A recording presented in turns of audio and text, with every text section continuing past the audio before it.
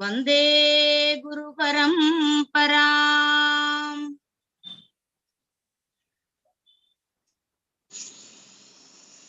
नाट्यशास्त्रस्य प्रभावः भारतीय रंगकलासु इत्यस्मिन् विषये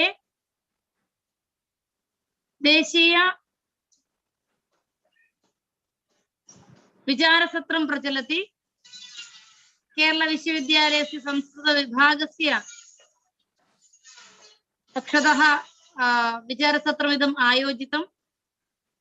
तस्य अन्तिमं सुदिनं भवति अद्य। आदौ स्वागतकथनार्थं डॉक्टर जयलक्ष्मी महाभागाम् आमन्त्रयामि।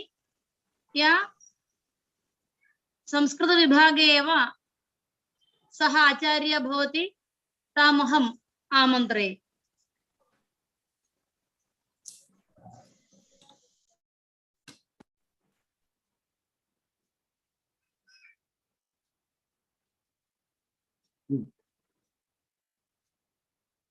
म्यूट ചെയ്തിരിക്കണം. കേൾക്കുന്നില്ല. ന ശ്രൂയതേ. ജയലക്ഷ്മി മ്യൂട്ട് ആണ്. മ്യൂട്ട് ജയലക്ഷ്മി മ്യൂട്ട് ആണ്. മ്യൂട്ട് ആണ്. ജയലക്ഷ്മി മ്യൂട്ട് ആണ്.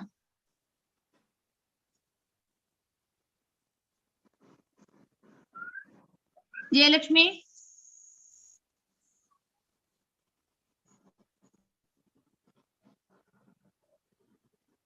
सशब्दीक्रियता तत्र ऐकान् वर्तते करस्पर्शेन सशब्दीक्रियता. म्यूट. ഹലോ ജയലക്ഷ്മി കേൾക്കുന്നില്ല.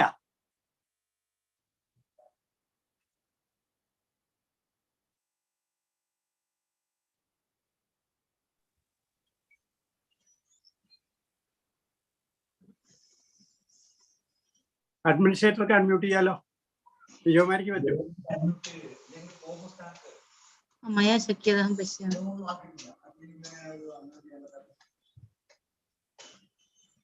जयलक्ष्मी स्वयं अൺമ്യൂട്ട് ആയാൽ മതി. ജയലക്ഷ്മി സ്വയം അൺമ്യൂട്ട് ആക്കാം.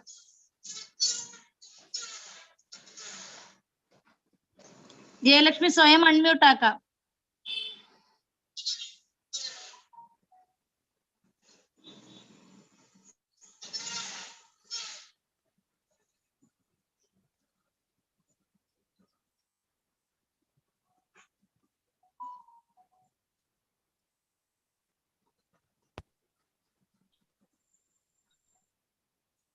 ജയലക്ഷ്മി അൺമ്യൂട്ട് ആക്കാം.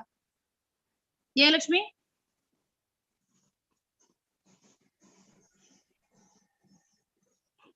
ടീച്ചർ, ഇത് ഞാൻ MA സെക്കൻഡ് ഇയർ പഠിക്കുന്ന ജയലക്ഷ്മിയാണ്. ഓക്കെ. ജയലക്ഷ്മി അന്യ ജയലക്ഷ്മിയോ കൃതജ്ഞ.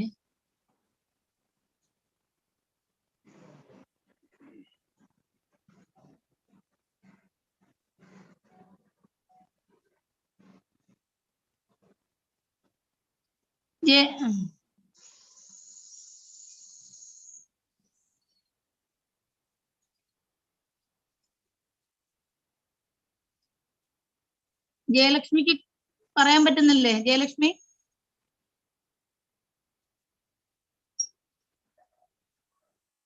കേൾക്കുന്നുണ്ടോ?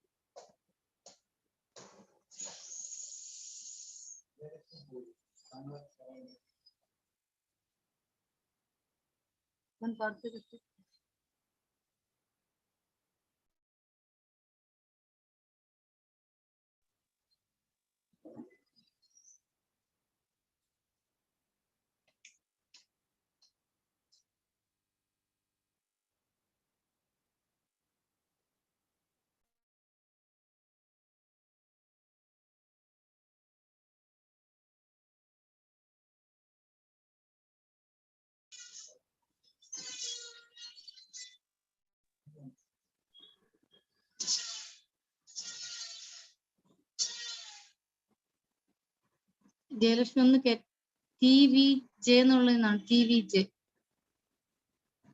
TVJ ഒന്ന് അൺമ്യൂട്ട് ചെയ്യാൻ പറയൂ.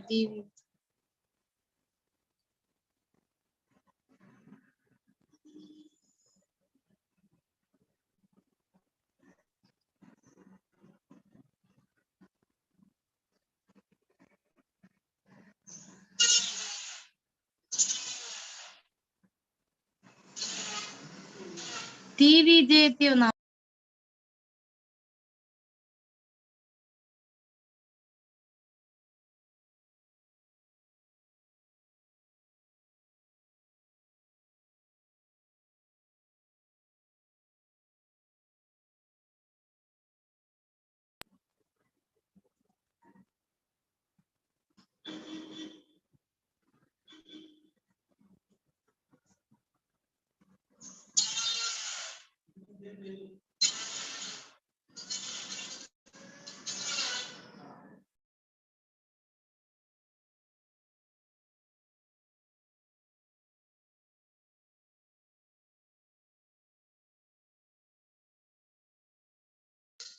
ജയലക്ഷ്മി പറഞ്ഞു നോക്കൂ. ജയലക്ഷ്മി പറഞ്ഞു നോക്കൂ.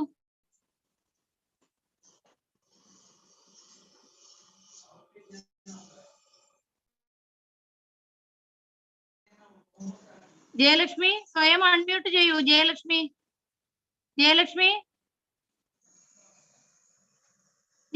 സ്വയം അൺമ്യൂട്ട് ചെയ്യൂ.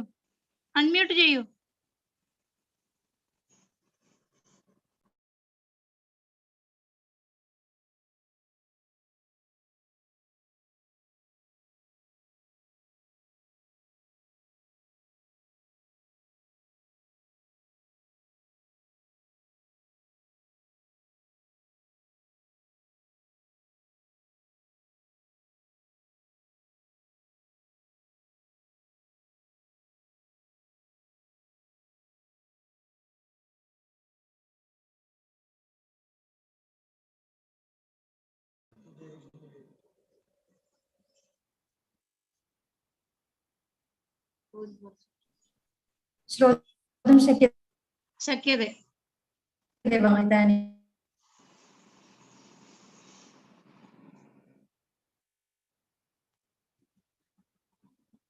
പറഞ്ഞോളൂ.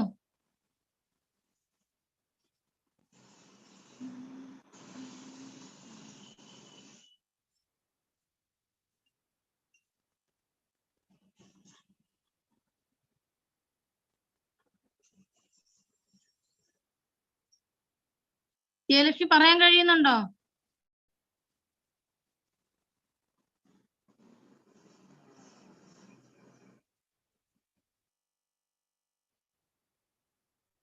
യോന്ത പ്രവിശ്യ മമ വാചമിമാം പ്രസുപ്താം സഞ്ജീവയത്യഖില ശക്തിധരസ്വധാംന അന്യാശ്ച ഹസ്തചരണശ്രവണത്വഗാദീൻ പ്രാണാൻ നമോ ഭഗവതേ പുരുഷായ തുഭ്യം. Influence of Natyashastra on Indian theatre इत्यस्मिन् विषये या देशीय संगोष्ठी केरला विश्वविद्यालयस्य संस्कृत विभागस्य पक्षतः या संगोष्ठी प्रचाल्यमाना वर्तते तस्याः अन्तिमं दिनं भवति अद्य. अस्माकं महान् आनन्दः वर्तते यतोहि अत्र अद्य अस्माकं पुरतः अन्तर्जालीयमाध्यमेन उपस्थिताः भवन्ति डॉक्टर NP उन्निमहाशयाः. एते महाभागाः तु अस्माकं कालडी श्रीशंकराचार्य विश्वविद्यालयस्य भूतपूर्व कुलपतयः आसन्. तथा मम महान् आनन्दः वर्तते यदा अहं कार्यवट्टं क्याम्पस् मध्ये पठामि स्म.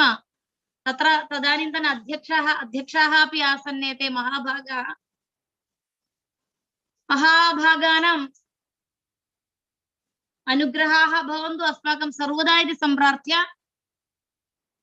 നമുക്ക് അറിയാം മാഷ് ഇപ്പോഴും നിരവധി ഗ്രന്ഥങ്ങളുടെ രചനയിലാണ്.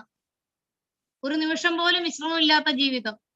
നാട്യശാസ്ത്രത്തെ കുറിച്ച് എന്നല്ല, മാഷ് സ്പർശിക്കാൻ പറ്റാത്ത വിഷയങ്ങൾ ഏതാണെന്നാണ് ഒന്നും തന്നെയില്ല.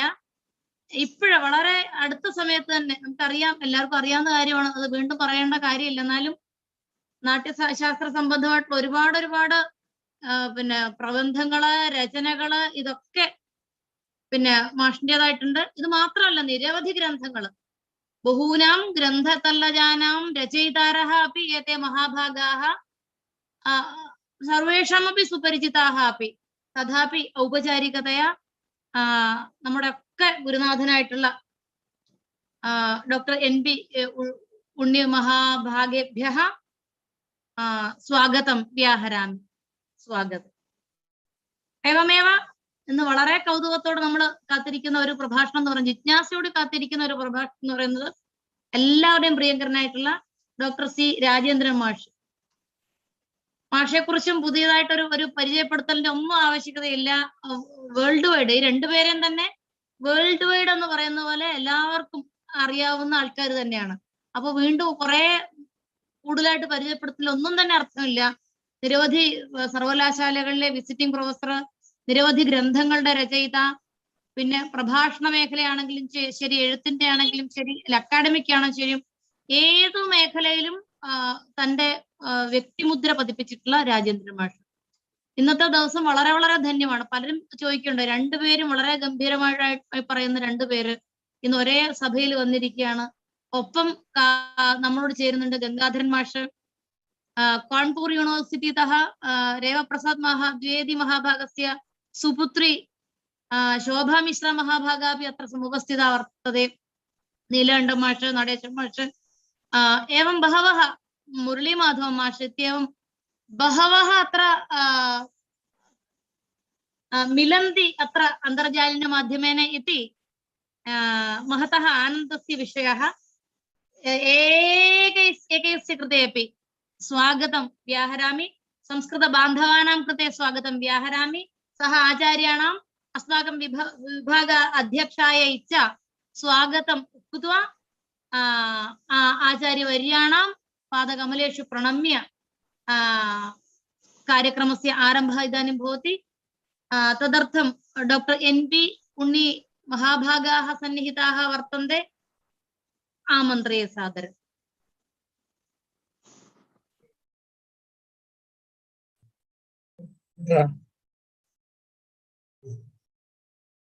I'm happy to join this session, which is the final session of the 7-day program. I'm also happy to introduce a new paperback edition of my Natyashastra in 4 volumes. This is a new edition, a new reprint of the fourth edition of my Natyashastra, which has run into several editions already. And in this, I have comprehensively dealt with the whole problem of Natyashastra. And let me say something about Natyashastra in a brief way.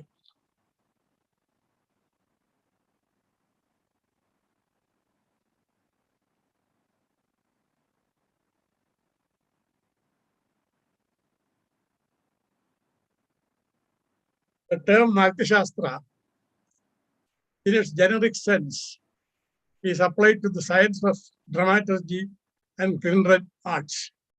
The science introduced by sage Bharata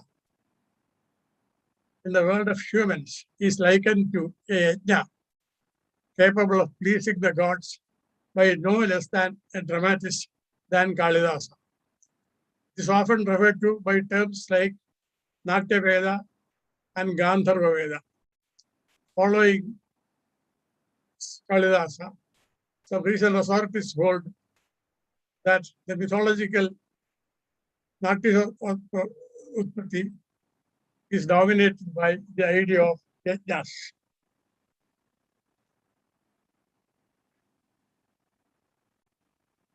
The utility of the text of Bharata is accepted by one and all.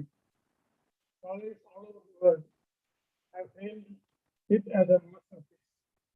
Natyashastra is an outstanding work in its class. It marks an apogee in the history of theatre.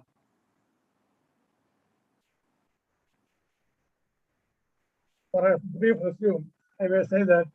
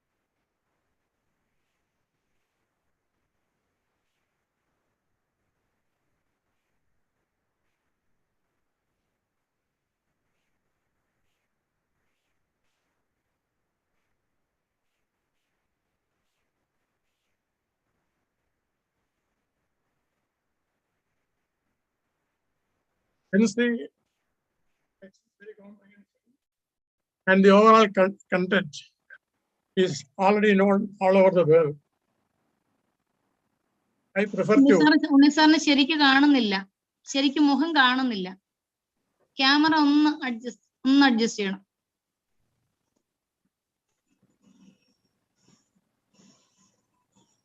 yeah.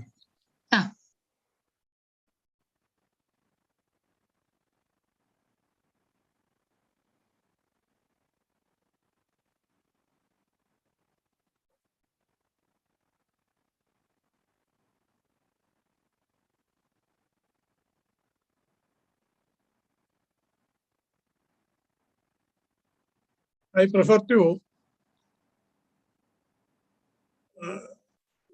pinpoint the relevance of Natyashastra on the regional theatres. From the beginning through the classical ages and to later and modern times, when we still have the surviving traditional theatres of the different regions in India, the drama has been the same composite art. Information regarding the staging of Sanskrit plays in ancient India can be gathered from many sources. Also, the use of regional languages has also got some relevance.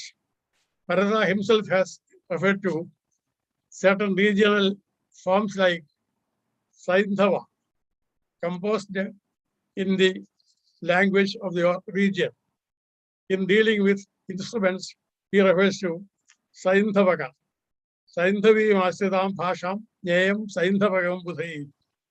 Also, Abhinav Gupta has also mentioned about our Manipura language, which is defined in Kerala as a Bhasha Samskara Yoga. So the word Manipuralam is also used by Abhinav Gupta. Then a surviving tradition of Sanskrit stage in Kerala is a much transformed stage, and its influence on regional theatre also is very important.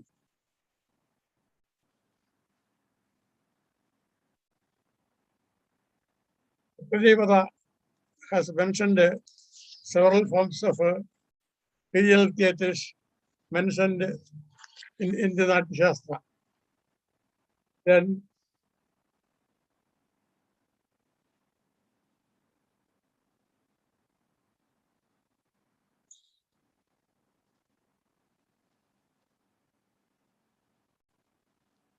based on the Natyashastra of Bharata, Kerala has produced numerous art forms and theatrical representations.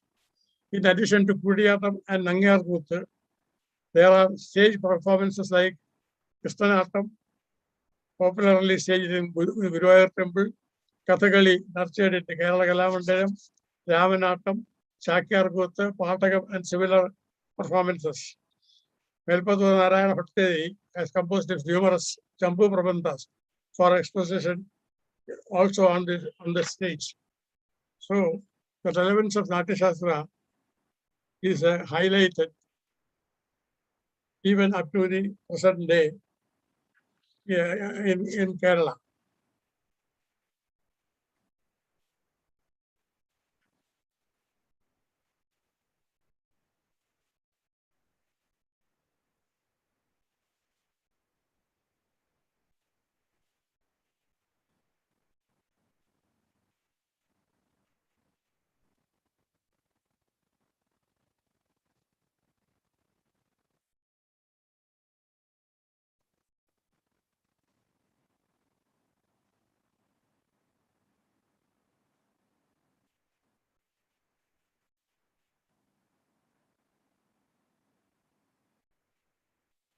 I may give a brief review of Natyashastra as follows.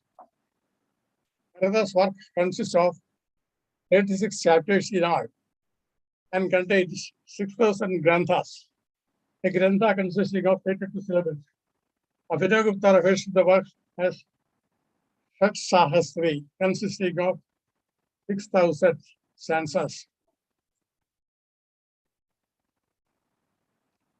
The first 3 chapters respectively deal with the origin of the drama, the erection of theatre, and the worship of the stage. Chapter 4 deals with varieties of dance, while chapter 5 is devoted to the Purvaranga rite. Chapter 6 and 7 relate to rasas, with sentiments, and bhavas. Chapter 8 to 14, total 7 chapters are set apart for a discussion of Angika Abhinaya. The 8 chapters from 15 to 22 deal with Vajika Abhinaya and related topics. In chapter 23, Aharya Abhinaya is treated. The next 10 chapters, 24 to 33, contains details about the instruments and music. The last 3 chapters of the treatise, up to 36, provide details regarding the different characters, varieties of costumes, and popularization of the art of Kristoni. In short, this is a short summary of the contents of Natyashastra. Natyashastra, Natya Veda is supposed to have its origin in the Treta Yuga. Treta Yuga, Sampravarte, Manor, Vaivasvasasya is the reference for that. Natya Veda is spoken of as the 5th Veda. Tasmadidam, Tasmat, Sraja Aparam Vedam, Panchamam, Sarvavarnikam. This forms the request of Indra and others.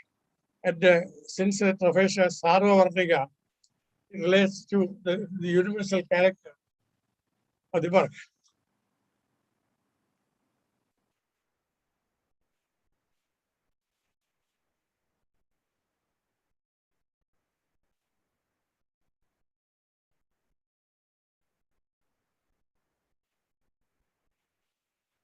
I have mentioned about the use of Manipravalam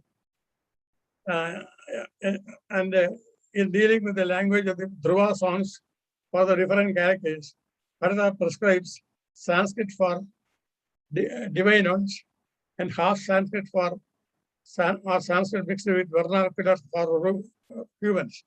Didyanam Samskritam Ganam Pramanayistu Vidhiyate Artha Samskritam Evam Tu Manushanam Prayoje. And also he says about the possibility of using regional languages. Athava Chandada Kaidya Desha Bhasha Prayoktravi Nana Desha Samuttamhi Kavyam Bhavati Nadake Desha Bhasha Kriya Vesha Lectrana Su Pravartaya Yoga Deva Avagamya Ide Yathavityam Prayoje Desha Bhasha Vidarajyaha Kalpashishya Prayojaka. That means Bharata has given freedom for the the posterity to adapt his text to the needs of the regional languages. In Kerala, the role of Kulasegara in the Reformation is very important. The local language of Kerala during the early period of Malayalam was also influenced by Tamil. Kulasegara spoke of the inner meaning of the passage of his drama. And then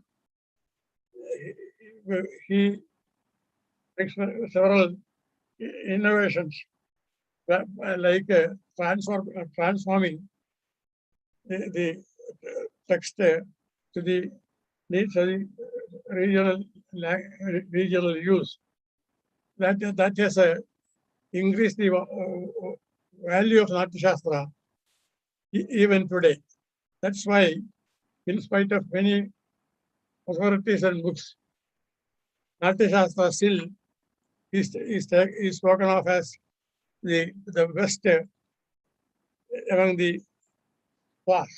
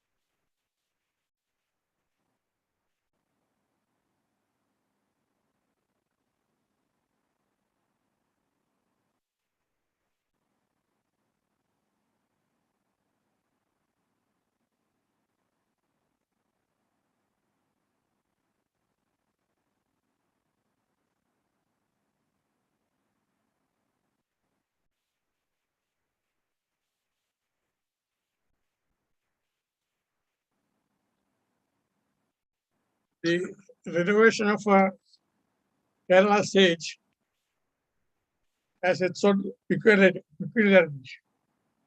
As in the Angriya Nat of Assam, in Kudiyatam, or the regional languages also are used. Another feature is the Natyasarbi and Logasarbi, introduction of these things in the performance. These are all such Natya is very popular, and whatever regional theatres are there is no theatre in which Natyashastra has left no influence. In other words, it's a text which can be adopted to any fields. Work is of encyclopedic character. Just chapters purporting to deal with the art of economics mainly, treats of a variety of kindred arts and sciences ancillaries to it, and among them are poetry, prosody, literary criticism, etc. The author himself must have indebted to many a predecessor, since he has dealt with a variety of subjects like fine arts, artifacts, architecture, music, painting, mixing of colors, geographical features, anthropological aspects, and many other fields. Naturally, the work has been the subject of many learned and eruditive commentaries, as also source from which a large number of independent treatises on histrionics, dramatics, technique, etc. has sprung. The text in its present form contains, besides the original many older verses as well as later accretions, some of which are indebted to glorify and give a mythological garb to the author worship. It also exhibits a high degree of culture and critical faculty of the author and the critical spirit of the age. No complete or even partial commentary on Natyashastra is available today, except that of Abhinavagupta, and that too is an incomplete form. Among the commentators of Natyashastra, the following verse is very important. Vyakyadaro Bharatiye Lollad Udbhada Shankha Abhinavaguptasya Srimad Virtidharu Abhiraha. Abhinavagupta has mentioned the names of several commentators or authorities on the subject like Nagakamuni, Kohala, Dettilacharya, Vishakilacharya, Sriharsha, the author of the Vartika, Pattayendra, Kirtithara, Pattasuvanasa, Rahula, Udbhada, Shankuka, Lollada, Pattadayaga, Pattendiraja, Pattatauda, Utpaladeva, and others. The list of authors and works quoted in Abhinavagupta and others in the Natya Veda also is supplemented by cross references from earlier writers. Another writer to provide us with a list of ancient commentators on Bharata happens to be Sagara Nandin, the author of Nataka Literature. He states, Sri Harsha Vikrama Narathipa Vatrugupta Garga Ashpakutta Nakakuttaka Bhadaragam Yesham Madena Bharatasya Padam Vigahya Kushtam Maya Samanigachada Retnagosham. The authors mentioned by him are Sriharsha, King Vikrama, Bhadragupta, Garga, Ashmagutta, Nakakuttaka, and Bhadara. Among these writers, Abhinavagupta alone provides us with useful information, since his Natya Veda Vibhuti, composed is popularly referred to as Abhinav Bharati, is available to us, though not completely. He has referred to a large number of predecessors who have commented wholly or partially on the work of Bharata. But for his references, many of these authors would not have been known to the posterity. A survey of the commentaries also will be useful for a proper study of the Indian stage. In fact, Abhinavagupta's Natyashastra is a compendium taking information from many related subjects. So it cannot be said to be an original text as it is, though it serves all the purposes of an original text. And that is why its relevance also is present even in the present day. Even in future, studies on Natyashastra will be continued with reference to the numerous art forms of India. Every art form has its own reference. Every region has contributed books on Natyashastra.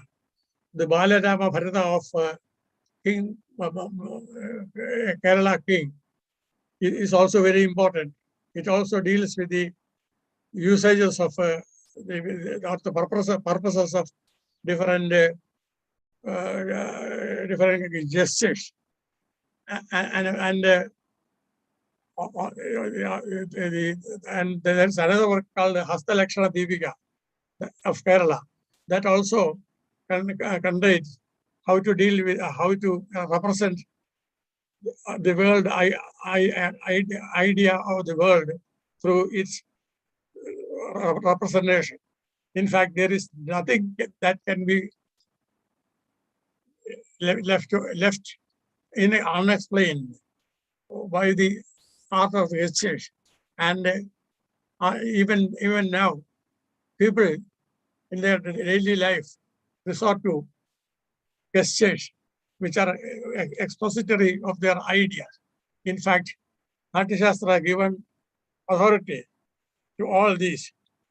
And even the Hasta Lakshana Deepika used in Kathakali and other forms is only indicative, not completely explanatory, because much depends upon the individual to express things, and he can create new ideas and new hastamudras, and there are also karanas, which are a composition of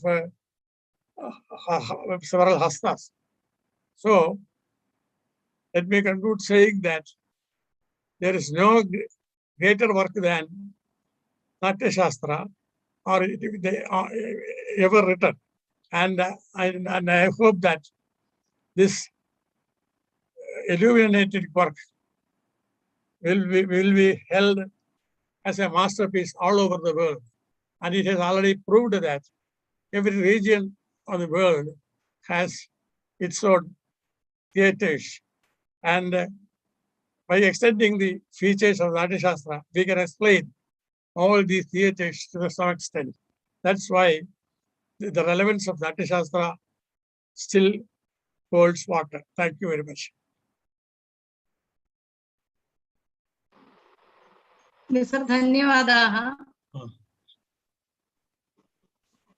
साम्प्रतं स्वीयं विषयम् उपस्थापयन्तु इति अर्थे तत्र समुपस्थिताः वर्तन्ते doctor C Rajendra महाभागाः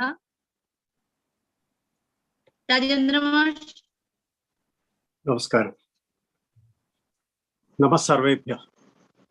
आंगिगं भुवनं यस्य वाचिगं सर्ववाङ्मयम् आहार्यं चन्द्रतारादि तं नुमः सात्विकं शिवम्। Distinguished scholars, we are today gathered at the fag end of a 7-day seminar series of lectures related to Natyashastra, and I take this occasion to congratulate the Department of Sanskrit, University of Kerala, to have come up with such a wonderful idea. So today we are remembering the legacy of one of the greatest institutions and philosophers of ancient India, Bharata. What can be a better introduction to Bharata than the words of Siegfried Schulz, who was the professor of comparative literature in Catholic University, US. Speaking about Bharata and Aristotle, once he wrote, if we examine the development of Western drama, particularly as it presents itself in most recent times, we find that Aristotle's postulations have been widely disregarded, while Bharata's Natyashastra seems to have anticipated Western dramatists like Pirandello, Wilder, Ionesco, and Bertolt Brecht, to name only a few. What does he mean? He has listed a brilliant series of people who have made drastic changes in our perception of play, who have been instrumental in thinking about meta theatre, who have been discussing the very philosophy of theatre. We can say that a person who is skillful enough can become a very good actor. A person who has got directional skills can become a very good director. But was Bharata a director? Was he an actor? Was he writing his Natyashastra as a handbook for actors, like a Kramadhiviga or Atapragara? Of course, Bharata was all this. combined into it, one. But at the same time, Bharata transcends such barriers. He is above everything. He is an aesthetician, he is a philosopher, he is a Muni, he is an Natyacharya. So in the history of world theatre, seldom we do find such great masters.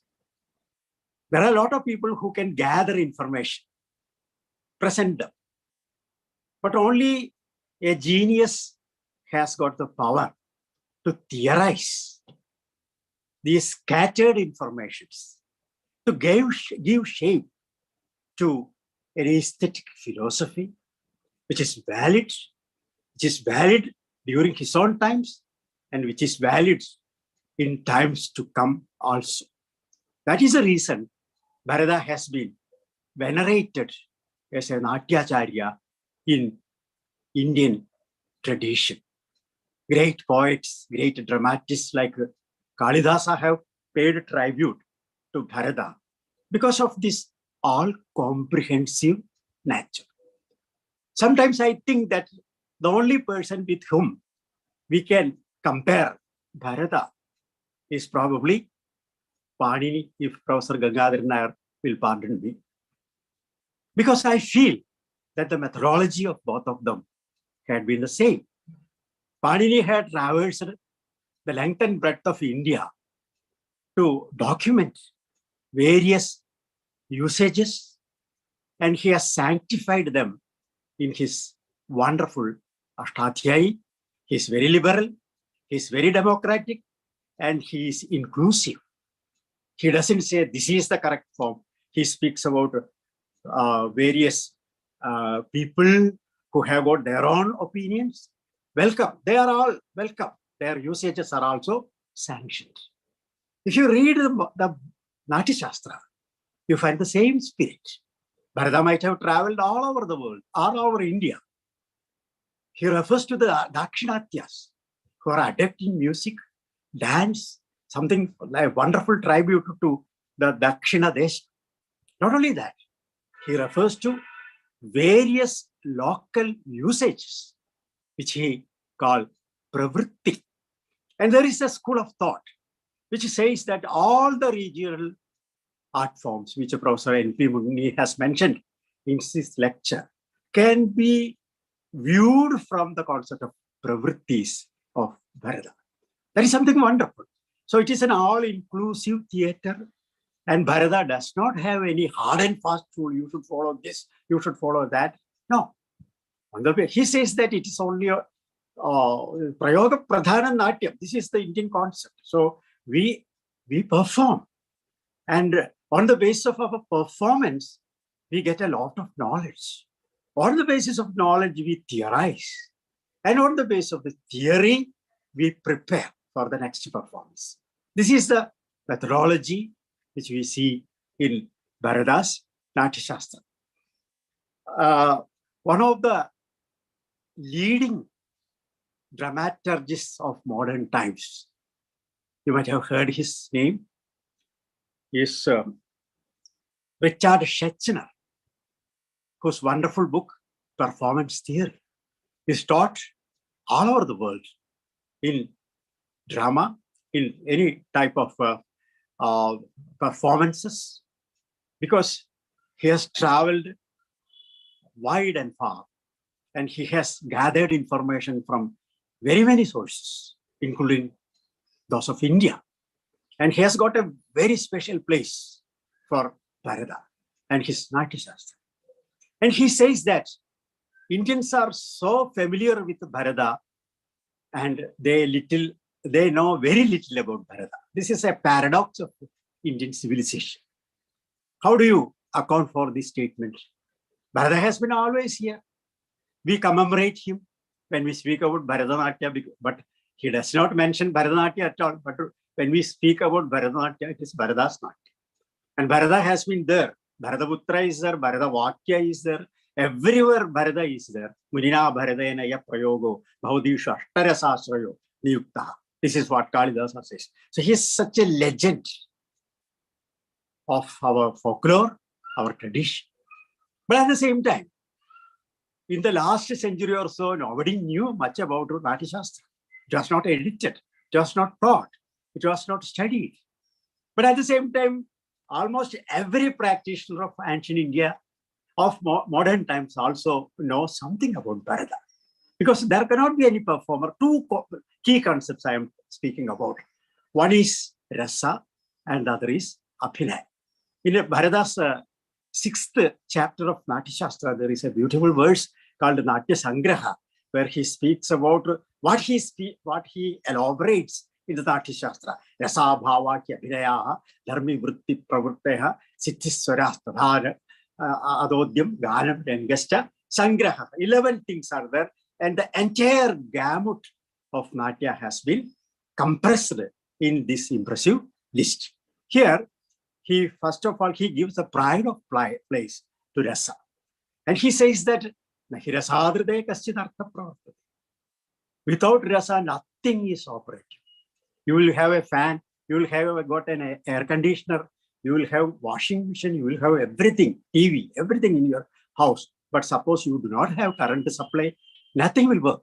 Similarly, you have got all the talent, you have got a drama, everything is there, but without rasa, you cannot have a drama. So it is rasa. He does not say that it is the soul of Natya, but he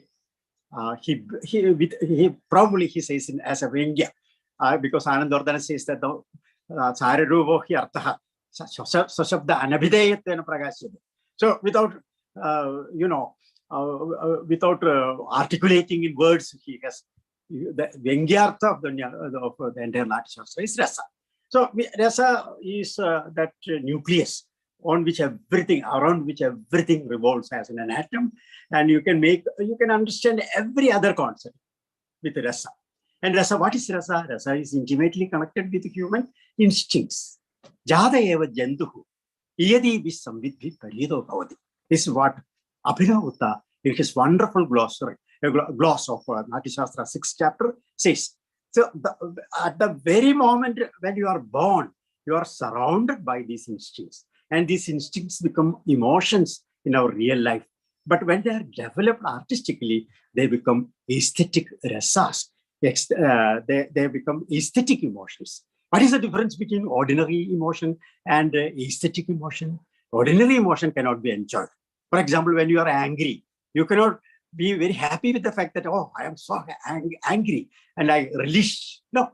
But when you see the performance of Raudra Bhima on the stage in Kathakali, you said, that's a terrible form. I enjoy it. That is the difference between ordinary emotion and an aesthetic emotion. That is the difference between bhava on one hand and rasa on the other hand. So Bharata has rightly pinpointed this rasa, and on the basis of that, he has divided place. We can see that in Western tradition also, we have got almost the same types of plays. We have got Nadaga, Prakarana, Iha, Mraga, Anga, Vyayoga, etc., etc. In the Western tradition also, you have got tragedy, you have got comedy, you have got farce, you have got monologues, and all that, like Bana, like that. But they have only given you a structural account of these things, including Aristotle. Aristotle speaks about the structure of tragedy. He speaks about the plot and other things. But apart from that, Bharata goes much deeper into the play, and he links each and every type of a play. Maybe he was speaking about Rupakas, and later scholars added to their Uparupakas. Everywhere you find a mention of rasa, and it is on the basis of rasa that the concept of vritti also is founded. And what is vritti? Vritti is the overall behavioral pattern of the drama. We can see, we speak about 3 vrittis where there later Kaishiki also was added from Vishnu. It is related to Kesha, but some scholars say that Kaishiki is related to Krathakaishiki. Krathakaishiki is a region of Vidarbha. So it is somewhat similar to the Vaidarbhi Ridi. Maybe it is a very simple and beautiful and elegant style of dance which we find in, for example, in the Rasa Krida dance of Sri Krishna. So that is there. Then we have got Arabadi, we have got Bharati, that verbal form where oratory is important. and we have got Satudi. These are the vrittis. Even the vrittis are intimately connected with the rasa. So everything, even acting, I am coming to acting. So the first important contribution of Bharata to world theatre is his notion of rasa, which other people have developed to such a degree, great degree. Like Abhinav Gupta, he has got a metaphysical dimension given to the rasa theory, and he says that you get a glimpses of the divinity when you have got rasa. That was an original contribution of Bhattanayaka when he speaks about the rasa aswada as Brahmananda Sabrahmachari, which is almost equivalent to Brahmananda. And Abhinavata elaborates it from his own point of view, Shaiva metaphysics. Abhinavata says that if you, in your world, in this world, if you find even if a tiny drop of happiness, that is the infinite grace of the Lord. That is what he says. That is the infinite grace of the Lord. And in Rasaswada also, you find the grace of the God within you, the Atman within you, that shines forth when all the obstacles are removed. In our real life, we have got all the obstacles which prevent us from being happy, because we are all very selfish and we are all tied to our own personal self, our own personal body. But where there are moments in our life when we are in a position to transcend such barriers. When, for example, when you are doing a great act of charity, or when you are doing a big, great sacrifice in your life, all your personal things are forgotten and you get something like the divine bliss. And this is possible for in theatre also. In theatre also, because in theatre you forget for the time being who you are, when did you come, where did you purchase the ticket, or the air conditioning quality, everything you forget, and you just sit enraptured in the performance. That is the Rasaswada. This very beautifully Abhinavata has portrayed when he was dealing with the verse Irivabhanga Viramam Muhuru Anubadati Chendane Bhattadrishti Paschatena Pravarta Sharapatrayal Puyasa Puyaga Darbeira Tavali Klama Vivaramukha Pranchi Virnavatma Pashu Dagrapulutwa Viedi Bahudaram Stogam Vya. So this beautiful verse has been commented on by Abhinavata, who says that this generates something, bhayameva, a feeling of what you will, that is terrible in our mind. So we are not conscious of anything else. We are immersed in that experience. We are immersed as if in an ocean. So this is Bharata's rasa. That is number one. Number two, and Western friends, my Western friends, they are always say, we are in search of such a similar term of rasa. What is rasa? How can we account for rasa in our aesthetics? Unfortunately, they don't have. So Professor Noli, the Italian scholar, translated rasa as aesthetic experience. That is somewhat similar to rasa, but Bharata very beautifully says, rasa iti kap padartha. Rasa iti kap padartha. What is rasa? And Bharata says, Uchyade aswadyatvad rasa. Rasyade idi rasa. That which is relished is called rasa. And he gives the analogy of kushini, of eating food. At that time, when you eat food, when you enjoy it, when you relish it, there are two types of eating according to Abhinav Gupta. There are people, we say Shapat Ramans or gluttons like Falstaff, who develop things, who just want to, empty everything into their stomach. And Abhinavata says that such people do not have the rasa. But there are rasigas who enjoy every mouthful, every bit and piece of the food. And Abhinavata tells us that if you relish food like this, this food will help you to regain long life, to get health. The same is the case with rasa in Natya also. When you relish, that is a fundamental principle. We speak about literature.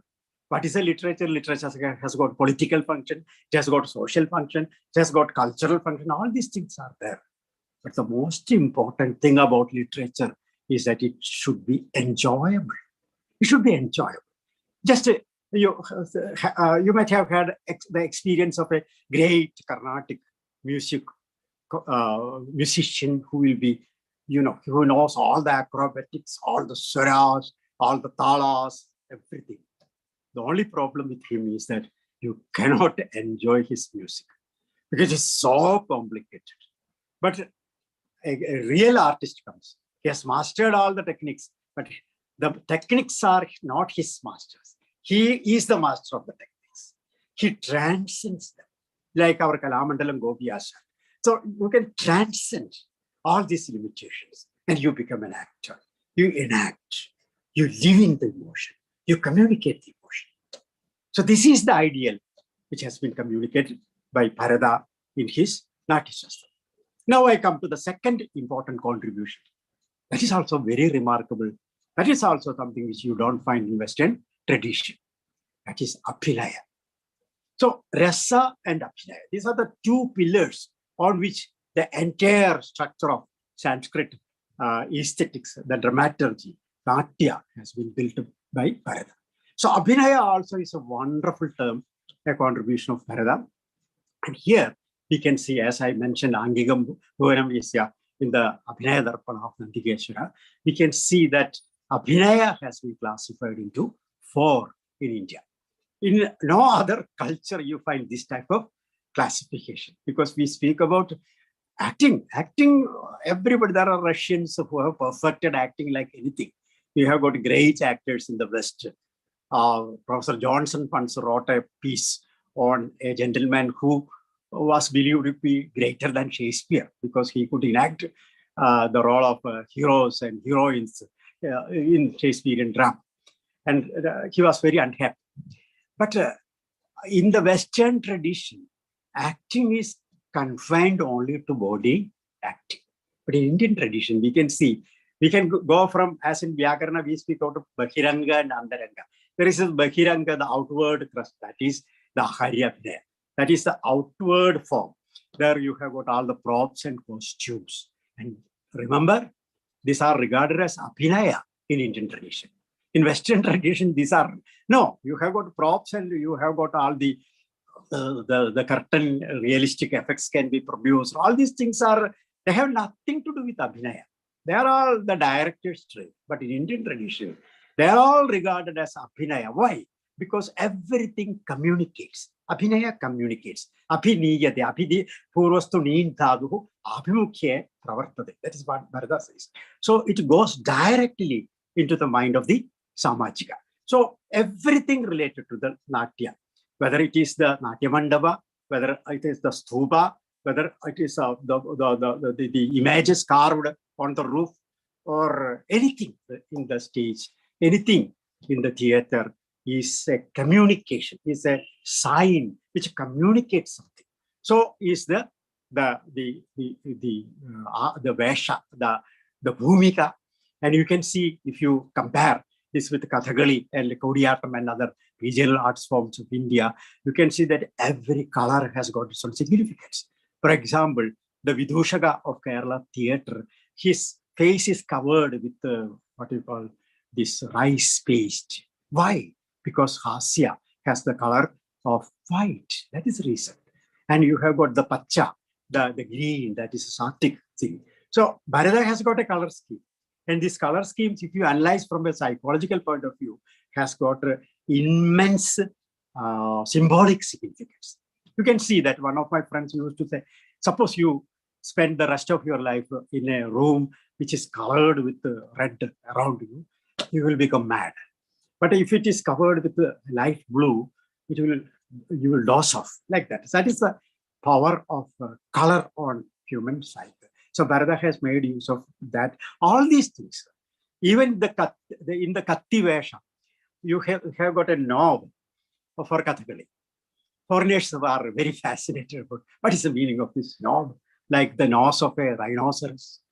That knob, typifies all the villainy, all the cruelty of the character. You look at it, you find that there is some difference between Rama and Ravana. What is the difference? Both of them are very handsome. Okay.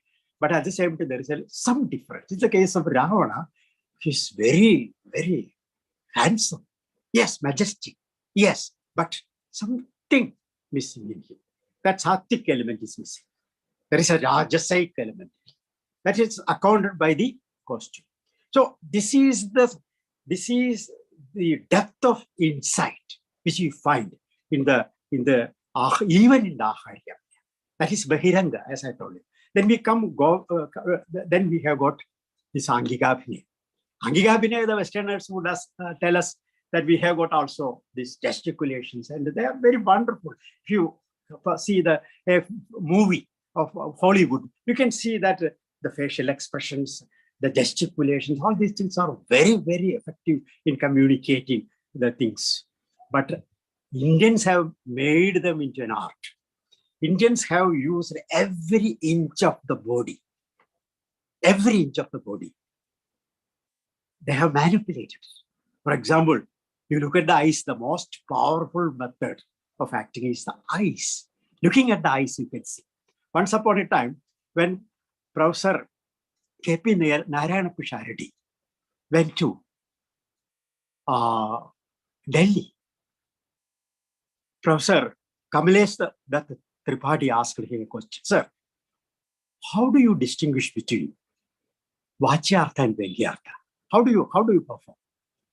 Professor Sharadi, without any hesitation, he said that, oh, we can communicate the suggested meaning through the eyes and the expressed meaning through the hands. That's it.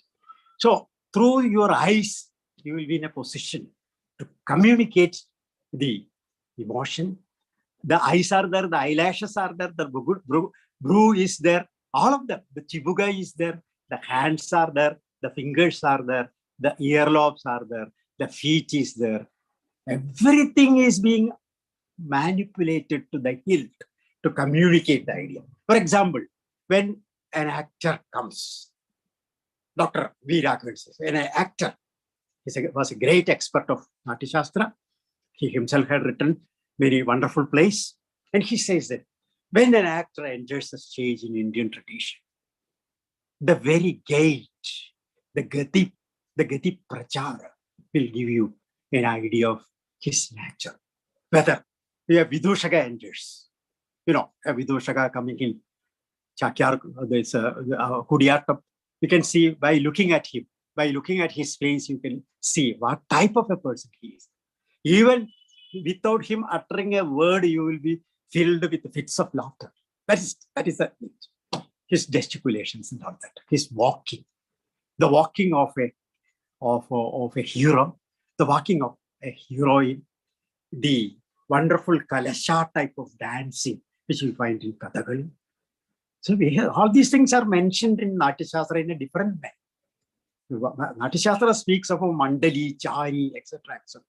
In Kathakali, we say Kalashankotta and other things. The names are different, but the thing is more or less the same. That is it. So Bharata speaks about this acting, this bodily acting, Angikabhinaya, and then there is something very special Indians have made for world theatre, that is mudra. You don't find any such a concept in Western tradition. Every mudra is a symbol. You have got Pataga, Tripataga, then the Arthachandra, you have got Mushti, you have got very many mudras in Indian tradition. You have got mudras in Tantric tradition. You have got mudras in Kerala's recitation tradition. All of them are there. And this mudra, you have got even Ayurvedic mudras, which are very good for health. But in Bharata's mudra, they are communicative. And Professor Unni had told us about this Angaharas and Karanas. And when these mudras are combined with bodily movements, they stratify into certain postures. They are Karanas. And these Karanas, if you want to have a real feel of the Karanas of Bharata, you have to visit the wonderful temples of Tamil Nadu, or you have to witness the performance of Bharatanatyam of Padma Subramanian, who has turned, I think, 84 to a couple of days back. So that is the concept. Every element of the body has been manipulated in Angikabhinaya. Then comes the Vachikabhinaya. There again, I am told about a Russian actor who could pronounce the word this evening in 32 different manners. This evening. So you are happy, you are angry, you are frustrated, you are depressed, whatever may be the shade of meaning, you can put all these emotions in the way in which it is produced. For example, when Kalidas asks, Dushyanta says, oh, Madhuramasam Darshana. that aho, that is something different from aho kami sodam pashyati or something like that. That aho is different from this aho. As Uddanda once said, Andakinda. But so we can say this aho. What does it mean? It conveys all the tender feelings, all the admiration, all the sense of beauty which Dushyanta has felt at that time. So Bharata says that he has devoted an entire chapter to deal with the voice modulations. We now speak about voice modulations. And Bharata speaks about Kagu Vitan. Kagu is Saravikara. So when you say Sastha Bhavanti Mai Jivati Tartarashtra, you know, the manner in which you articulate, you will communicate instantly the Raudra Rasa. So that's it. Haha Devi Spurati Hridayam Tamsade Dehabandha in Uttaramacharita. That communicates the emotion, the way in which you articulate. So Bharata gives you the complete picture of the voice mechanism, how you are going to communicate everything through this, especially when we are enacting a radio play. You have got only Vachika Abhinaya, you don't have Angika Abhinaya or Aharya or anything like that. It's only through your voice that you are communicating. There is a wonderful story by Vaikam Muhammad Bashir called The Wall, Madilugal. There are two characters, the hero and the heroine. They never meet. They communicate only through their speech. An entire range of emotions are communicated through the emotion. That has been the words wonderfully by Mammootty when he this film, it was made a film. So this is the subtle aspect of acting has been mentioned by Bharata in his this portion dealing with the Vachika Abhinaya. Vaji yatnastu kartavyam natyasesha tanusmrta. This is what Bharata says. Vaji yatnastu kartavyam. You have to put all your effort on Vachika Abhinaya. Natyasesha tanusmrta. This is the very body of Natya. And here, Bharata also mentions one thing, that is, if there is a third-rate play, however ingenious the actor is, the director is, he cannot make a wonderful play of it. You should have a wonderful play first, then you can make a wonderful performance also. So, Vaji yatnastu kartavya, natyasesha tanusmrta. Then comes the last, but not the least, the Sattvika Abhinaya. What is Sattvika Abhinaya? Sattam nama mana prabhavam. That is in a psychological form of acting. It comes from our intimate mind.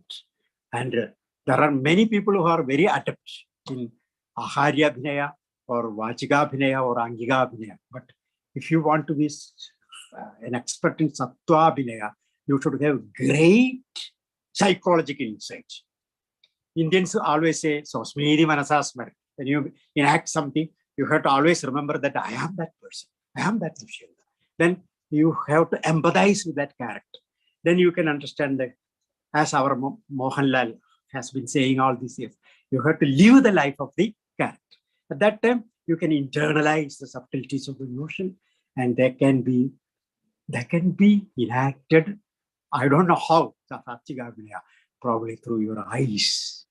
Abrichada Vyanjita Harsha Lakshana. There is something called in our Kumar Sambhava, that is Harsha Avyanjita Harsha Lakshana. That is the nature of the Brahmachari. He reveals, he conceals his emotion. But usually the actor has to reveal the emotion. That emotion will be different from the ordinary. What he is saying. For example, in Mandrangam Mudiyattam, you have got an inner meaning, you have got an outer meaning. And the inner meaning you will be communicating only through the eyes. The outer meaning you can communicate through the hand gestures.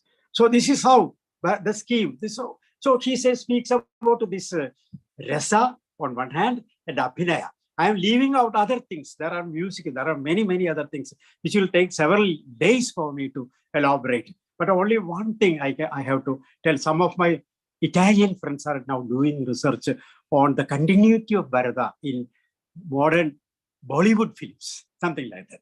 And one friend especially has been doing a lot of work, and she says that if you look at the Bollywood film with Lata Mangeshkar, who has sadly departed from us, with Mohammed Rafi and others, their music, And he says that she says it is a remnant of the Natyashastra, because Natyashastra is a total theatre. Unlike the realistic theatre of the West, Natyashastra is a total theatre. It has a, Bharata says that there is nothing which is not seen in Natya. Jayade yenna Natyangam, that is what he said. The Shastra Tatkala, Jayade yenna Natya, everything, whether it is painting, whether it is music, whether it is sculpture, whatever, everything has got a place in Natya. And so music also has got a place. There are wonderful songs. Many people were under the impression that when we are enacting the Sanskrit drama, people started enacting Sanskrit drama during the British times. At that time, they felt that you have got Shakespearean drama, so why don't we have our own dramas being performed in Bombay, Calcutta, and Madras? And they started. They didn't have anything, but Natyashastra with them. They didn't know anything about Kudiyatram. They started with a proscenium stage, and they enacted using realistic techniques. I don't know how they performed. At that time, their belief was that there are verses and there are prose passages in Sanskrit drama, the verses are to be sung. That is what they believed. Iriva Bhanga Virama, you can sing it in Ananda Bhairavi or Kalyani or whatever. So that was the idea. But later, research tells us that these are Pathya. These are not Gaya. These are Pathya. These are to be recited. So probably our Chakyar has got a better understanding of a tradition, because the Chakyar will be saying Griva, Bhanga, Piram, like that. That is how it is being enacted.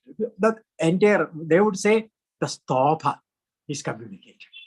Then where is music? Music is there. Bharata speaks about orchestration. What is the term for orchestration? Indians believed after independence, Indians believed that, All India Radio believed that India did not have an orchestra, a tradition of orchestra. You have got only solo instruments. And they started Vadyavrindas. And, but what happened, even we take Narayana Menon was there at the helm of this. But much research had not been done at that time. Indians have got their own orchestration. Just we have got Elanjitra Melam and other things which are orchestrations of drums. But apart from that, there is an orchestration consisting of the flute, consisting of the veenas, the lutes, the khanatala, and the percussion instruments, the fourfold vadyas. And Bharata uses the word, nobody knows the meaning, Kutapa Vinyasa. He speaks about Bhanda and Kutapa Vinyasa. Gayana Saparigraha. The musician with his wife have to sit in front of the stage and perform the music. So music, the songs are sung, the songs are mostly in Prakrit. Unfortunately, we don't find any Sanskrit verses, very many Sanskrit songs in Sanskrit drama. They have got only very beautiful Prakrit verses, like in Shaguntalam, Tavana Jane Hiyam, like Shakuntala's that love letter, that is a song, or the description of Grishma, Ishachumbiyani Pramare, sung by Nadi, like that, and Hamsapadiga song, and in the our beautiful work, Vikramaravishya, we have got a lot of songs which are to be sung on the stage, and these are called Dhruva songs. Dhruva, fixed, that is the meaning. Dhruva Nakshatra, fixed. Always you can look at the Dhruva Nakshatra. When you are sailing in a sea, you can look at the Dhruva Nakshatra. It will never betray you. So that is Dhruva, fixed. You are not extempore composing. You can, of course, do that, but you are not doing that. You are already, it is there. It is from Dhruva that the word Dhruvapada was coined, and modern Dhruvat in Hindustani music. You see the connection. So that also Bharata speaks about the exit song, the entrance song, the Praveshiki, the Naishkrami, the Andana, like that. He speaks of different types of songs. All these things are there. And I am not going to elaborate for want of time. I only wanted to stress the fact that Bharata envisaged a total theatre. So now I come to you have to stop somewhere, I don't want to go on boring you very long time. So I was referring to Siegfried Schulz, who said that people, the Bharata anticipates figures like Bertolt Brecht, Ionesco, and Louis Pirandello. What is the meaning of this statement? That's very interesting. In the Western tradition, the great, glorious Greek theater was gone after the Roman Empire came into being. The Greek culture was forgotten, and it was only during Renaissance that they reinvented their Aristotle and they reinvented the ancient Greek drama. And at that time, because of the predominant Western culture, that is mimetic, what you call mimetic, anukarana. They believe in imitation. You are imitating the world. Bharata also says roga vrttanukaranam, but that is defined in a different sense by Abhinav Gupta. So that's not imitation. That is imaginative representation. There is something different. That is something different. Abhinav Gupta says that suppose I take a glass and fill it with water, and I say, evam ahau, evam asau suram pibadi. He is drinking liquor like this. That is imitation. The actor is not imitating Dushyanta. When you are imitating somebody, when you are mimicking somebody, it will arouse laughter, not a corresponding emotion. This is the psychological insight of Abhinav Gupta. Anyway, so I was speaking about the great mimetic tradition of the Western drama. And what happened is that at one point, great revolutionaries like Louis Pirandello believed that this is very suffocating, because they believed that Bharata speaks about threefold unities: unity of time, place, and action, and all these things which are never mentioned. That's Aristotle, never mentioned in the Poetics. There is only a mention of unity of action. Other things are all added by later commentators. And it was so suffocating that they wanted to steer clear of this traditional burden. And Louis Pirandello's drama, a very famous drama, is called Six Characters in Search of an Author. These are characters, they are searching the author. It is something like a meta theater. So you are not creating an illusion. Through theater, you are not creating an illusion. Everybody knows that it's a drama. Still, you are able to enjoy it. This is the same thing mentioned by Bertolt Brecht also when he speaks about the alienation factor. And Ionesco also speaks in the similar lines. So these great authors, they were fed up with the realistic tradition of Western drama as epitomized by the alleged Aristotelian tradition, and they wanted something different. In Indian tradition, it was never like that. Bharata, you can see, if you go through the pages of Natyashastra, he speaks about two dharmis. One is Natyadharmi, the other is Logadharmi. Logadharmi is really more or less realistic acting. Natyadharmi is stylization, which is only available in the stage. For example, when I pretend that is Akasha Bhashita, oh, what are you saying? Like that. These are all Akasha Bhashita. These are all aspects of Natyadharmi, according to Bharata. And Bharata says that there should be a harmonious balance between Logadharmi and Natyadharmi. If it is only Natyadharmi, then it will be very boring. You know the difference in Kathakali, you have got Vadakkan Chitta and Tekkan Chitta. In Tekkan Chitta, you have got a greater element of Logadharmi. In Vadakkan Chitta, it is more stylized. But an ideal Kathakali would have a harmonious combination of both Natyadharmi and Logadharmi. This is envisaged exactly by Bharata. And therefore, we can say that he was speaking about it. He knew you should not be a slave of theater. You should not be slave of realism. You should, of course, have a realistic effect, but at the same time, you should be able to go beyond realism. That is why, otherwise, you cannot, how can you explain Kathakali on the basis of this Logadharmi alone? There is a Kathakali Padam sung by Nala to Damayanti, and after that, every Charana, the actor has to dance. Can you imagine something like that in real life? Do you dance when you utter love songs to your wife? You will be divorced, isn't it? So no, it will never happen. But in the stage, this is possible because it is artistically, it is converted into something else. This is what being done. That is the beauty. That is a grammar of theatre. That is why it is called Natyadharmi by Bharata.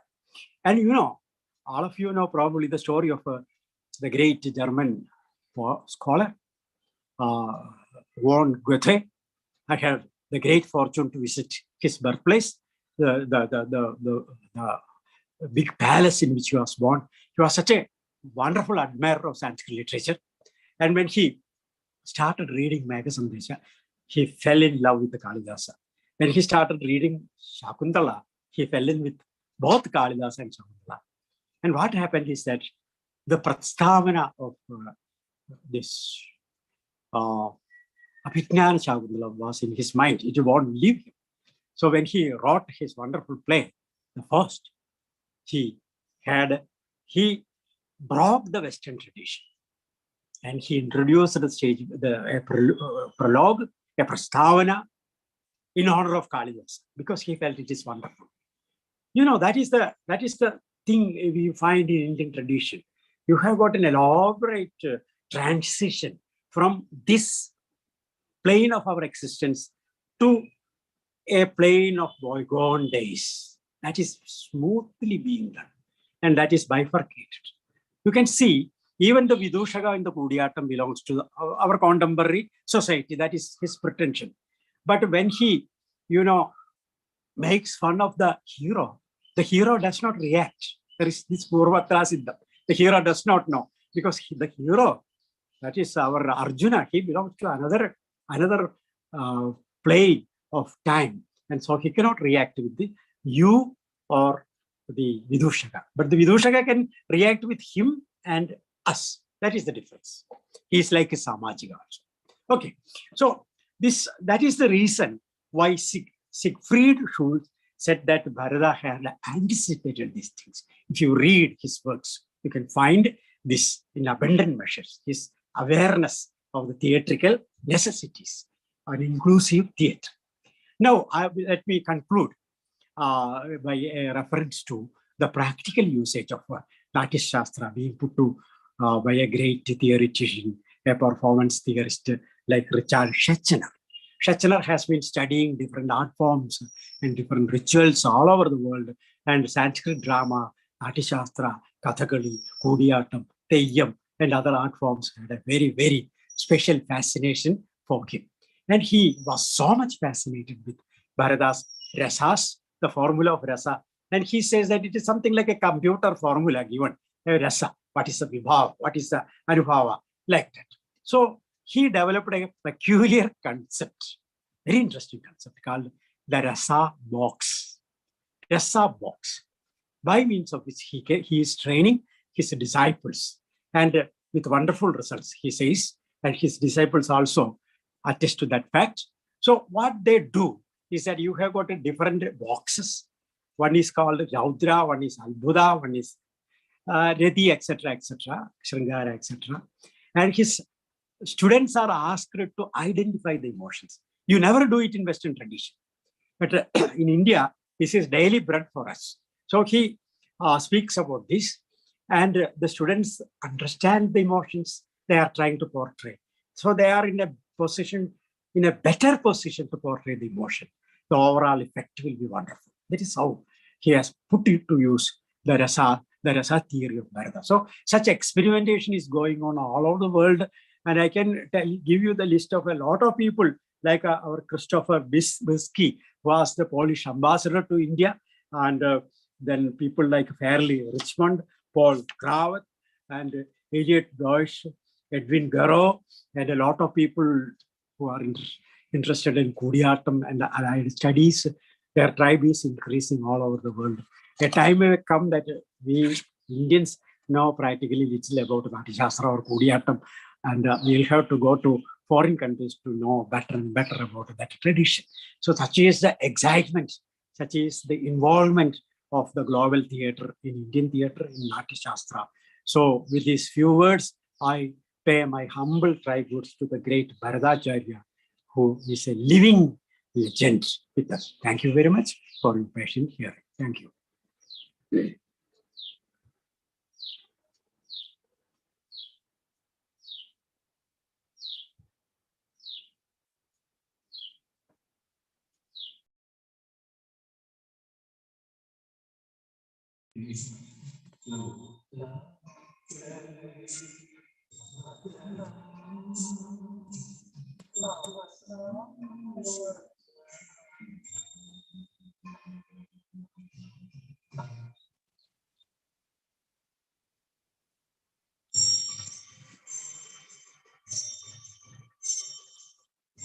Vijay teacher.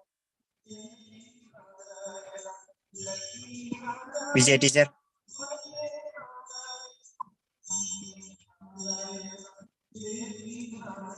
Teacher, shall we move on to the gratitude session? Hariam, Shruyade, Tejas. Shruyade teacher. Shruyade teacher. Teacher, shall we move on to the gratitude session? ഒരു പങ്കെടുത്തവർക്കൊരു അഭിപ്രായ കഥനം, ഒരു discussion.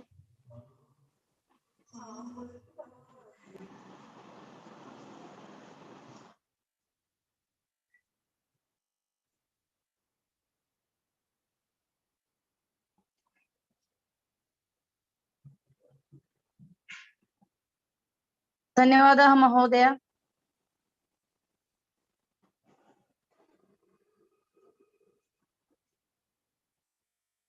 ഇന്ന് പങ്കെടുത്ത ആർക്കെങ്കിലും ഇന്ന് സംശയം ഉണ്ടെങ്കിൽ, ഇന്ന് വിഷയത്തെ കുറിച്ച് കൂടുതലായിട്ട് ചോദിക്കാനുണ്ടെങ്കിൽ ഇപ്പൊ ചോദിക്കാവുന്നതാണ്.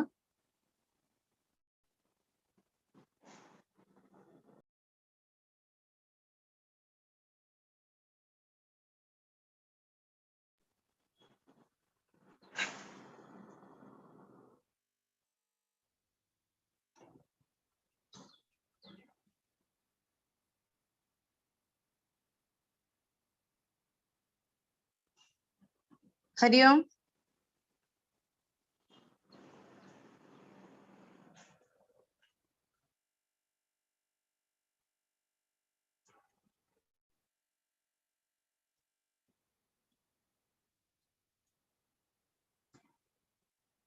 ഗംഗാധര മാഷേ,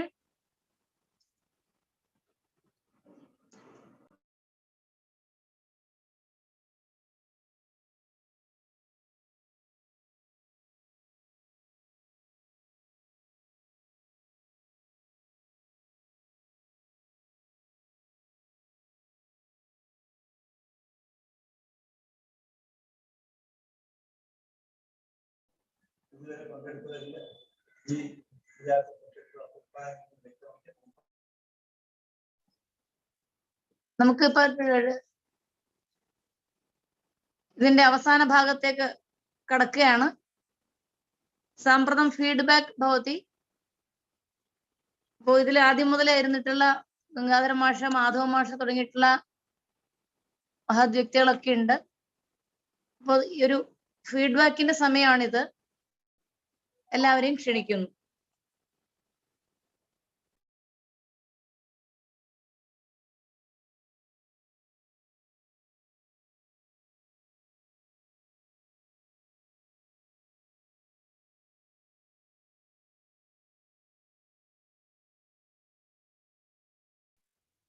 ഗംഗാധര മാഷേ.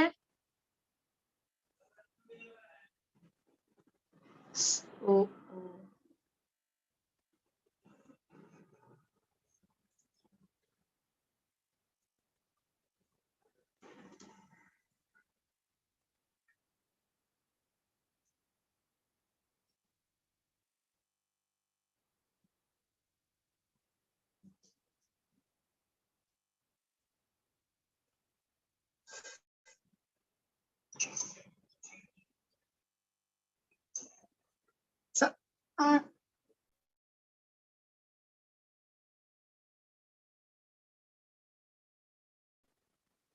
അൺമ്യൂട്ട് എല്ലാവർക്കും അവനവനെ തന്നെ അൺമ്യൂട്ട് ചെയ്യാം. സംശയമുള്ളവർക്ക് അൺമ്യൂട്ട് ചെയ്യാൻ പറ്റാത്തതുകൊണ്ടാണെന്ന് തോന്നുന്നു. അൺമ്യൂട്ട് ചെയ്യാം എല്ലാവർക്കും. എല്ലാവർക്കും അൺമ്യൂട്ട് ചെയ്യാം.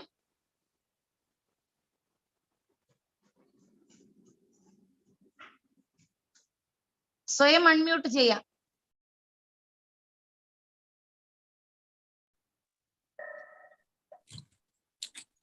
Namaskaram, teacher. Namaskaram, teacher. Namaste. I am Indira Krishna Kumar. Namaste. Namaste, madam. Can I raise a question, madam? Okay. The question is this: when we watch the stages of the popular arts, like say cinema, we find there is a conscious attempt to update the expressions of rasas, a conscious attempt to update the expressions. Does that kind of an updating, conscious updating, take place in classical art forms? Yeah. That's a very good question, actually. Even though, Bharata, can you hear me? Yes, sir. Yes, sir. Yeah, that's a very good question. I was saying, yes, we can see from the experiences of all great artists that there is a constant updating, and they understand with the help of what is their theatrical experiences. Bharata, of course, was very familiar with this, and he has devoted an entire chapter called Siddhi to deal with this. How accomplishment, Siddhi is called accomplishment. When a thing is performed on the stage, the actor, the director, and everybody who is involved in the performance have to take the monitor or the reaction of the audience, whether it is well received or ill received. If it is ill received, what is the reason for that? What are the methods by means of which we can improve? That he beautifully speaks about that, and about the prastikas or the judges also. He deals with all these things in a very elaborate manner.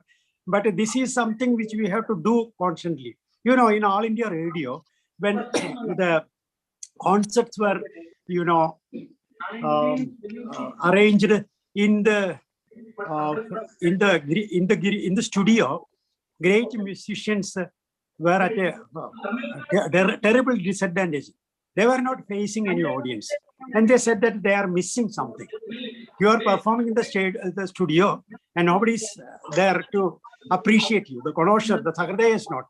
So there was a big problem. And later on, that is why All India Radio gave up that idea, and they started performing, performance being arranged to specially invited audience, so that you will be in a position to understand the most intimate reaction of the audience. That is going on, that everybody has to undergo this. A great artist has to go. Yes, Madam, Bharata speaks about that. Thank you.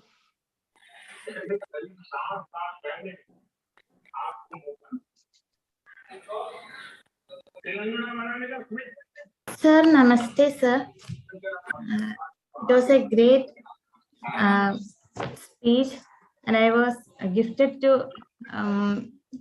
by God so that I could hear it now, because in the previous sessions I had class, so I couldn't attend. But today, as it was in the evening, I could attend.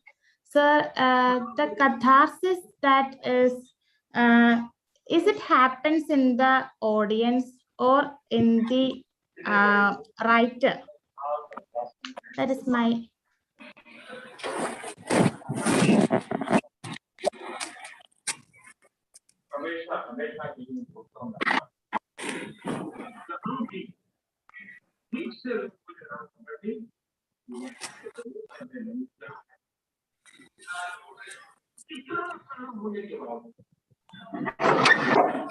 Madam, sir, unmute ചെയ്യാൻ പറ്റുന്നില്ല.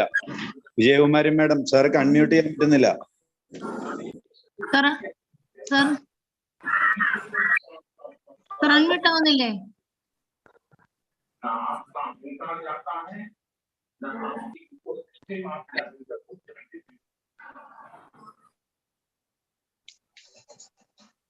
രാജേന്ദ്ര ഭാഷ, ഒരു minute. ഇൻഷുറൻസിന്റെയും ഇൻവെസ്റ്റ്മെന്റിന്റെയും യാത്ര ആരംഭിച്ച അതേ സമയത്ത്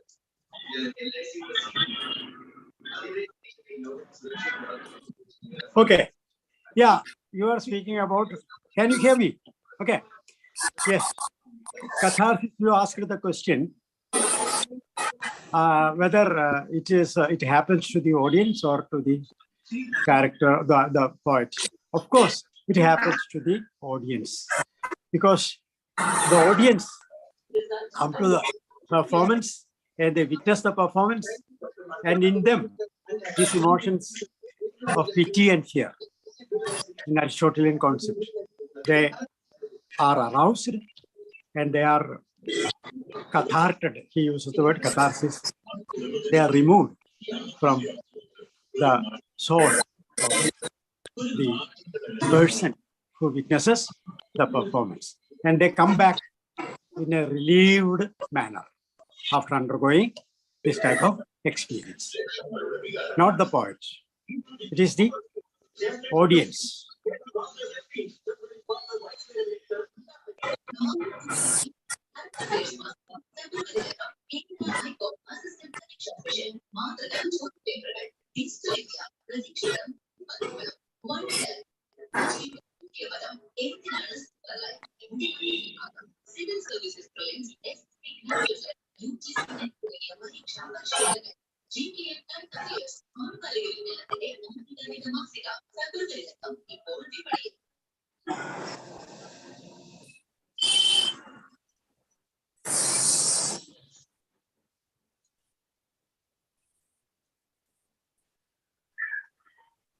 ഫീഡ്ബാക്കിന്റെ സമയമാണിത്. കഴിഞ്ഞ ദിവസങ്ങളിൽ പങ്കെടുത്ത ഗംഗാധരൻ മാഷ് തുടങ്ങിയിട്ടുള്ള എല്ലാവരുടെയും നിർദ്ദേശങ്ങള്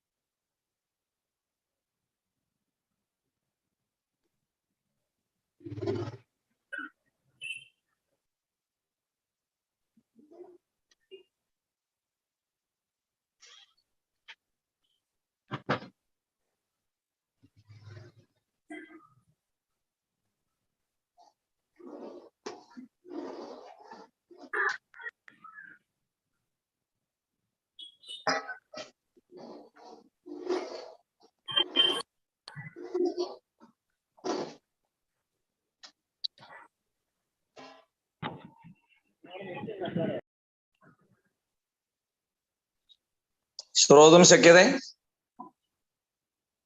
हरि ओम्। श्रूयते। अहम् उन्निकृष्णः। अत्र सप्तदिवसीय राष्ट्रीयसङ्गोष्ठ्यां भागं स्वीकृतवन्तः प्रायः सर्वेपि विषयेऽस्मिन् नितरां विज्ञाः विचक्षणाः इति अहं चिन्तयामि। अत एव मम वैयक्तिक अभिप्राये निरीक्षा अपेक्षया अत्युत्तमा अभवत् राष्ट्रीयसङ्गोष्ठी इति मम अभिप्रायः। നമ്മള് പ്രതീക്ഷിച്ചതിനേക്കാളും കൂടുതൽ മിക്കവാറും ദേശത്തിന്റെ നാനാഭാഗത്തു നിന്നുള്ള അതിപ്രഗത്ഭന്മാരായിട്ടുള്ള ആൾക്കാരെ ഇതിൽ പങ്കെടുപ്പിക്കാൻ സാധിച്ചു. ഒരു സെമിനാർ ആയിരുന്നുവെങ്കിൽ നമുക്ക് ഇത്രയും പേരെ നമുക്ക് ഇവിടെ നേരിട്ട് എത്തിക്കാൻ പറ്റിയെന്ന് വരില്ല.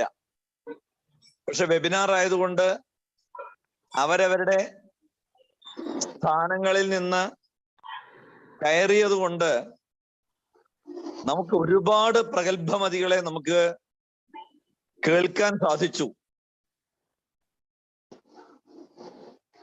ഇപ്പോ തട്ടാൽ ആദ്യത്തെ തുടക്കത്തിൽ തന്നെ ഉദ്ഘാടനം നിർവഹിച്ച വർക്കരി സാറാകട്ടെ, രാധാവല്ലഭ ത്രിപാഠി ആകട്ടെ, സദാശിവ ദ്വിവേദി, അരുൺ രഞ്ജൻ മിശ്രാജി, ശോഭ മിശ്രാജി,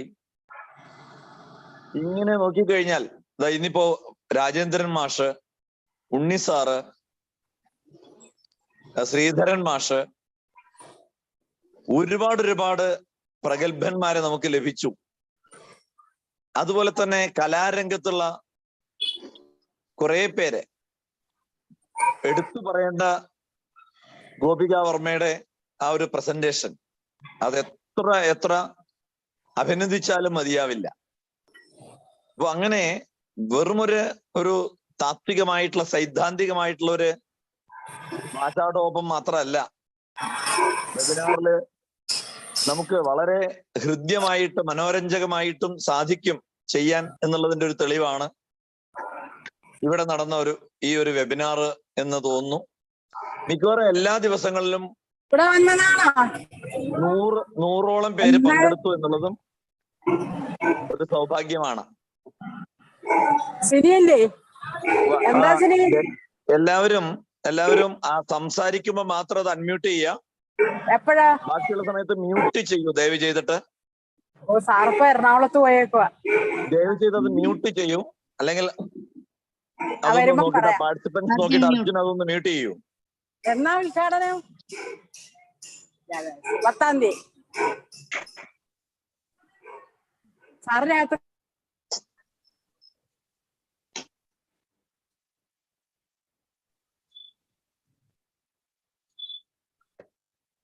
സംഘടിപ്പിച്ച എല്ലാവർക്കും, പങ്കെടുത്ത എല്ലാ അതിപ്രഗത്ഭന്മാരായിട്ടുള്ള പണ്ഡിത ശ്രേഷ്ഠന്മാർക്കും നമസ്കാരം.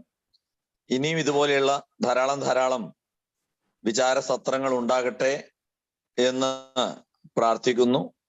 ഒപ്പം ഇതൊക്കെ ഒരു ലിഖിത രൂപത്തിലുള്ള എല്ലാവർക്കും ലഭ്യമാക്കാവുന്ന രീതിയിലുള്ള ഒരു പുസ്തക രൂപത്തിലായാൽ അതും ഏറെ നന്നായിരിക്കും എന്നുള്ള ഒരു അഭിപ്രായം കൂടി സൂചിപ്പിക്കുന്നു. എല്ലാവർക്കും നമസ്കാരം.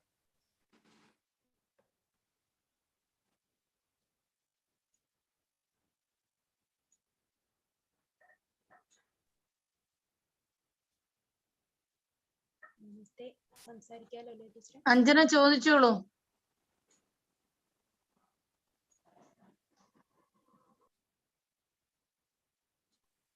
അഞ്ജന ചോദിച്ചോളൂ, എഴുതിയാലും ശ്രദ്ധിക്കില്ല. ചോദിച്ചോളൂ.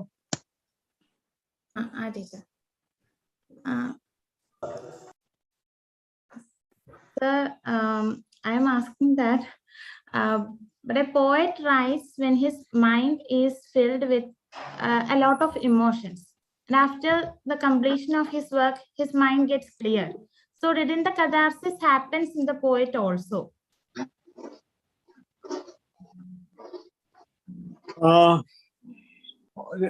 Aristotle, who speaks about catharsis, is silent about this.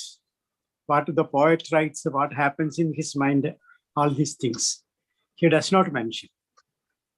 But we can imagine what happens inside the poet. Nayakasya kave shrodhu samano anubhavastadaha. This is what Bhattanayaga says. There is a similar experience in the heart of the poet and the hero. The hero is fictional, and the audience. Nayakasya kave shrodhu.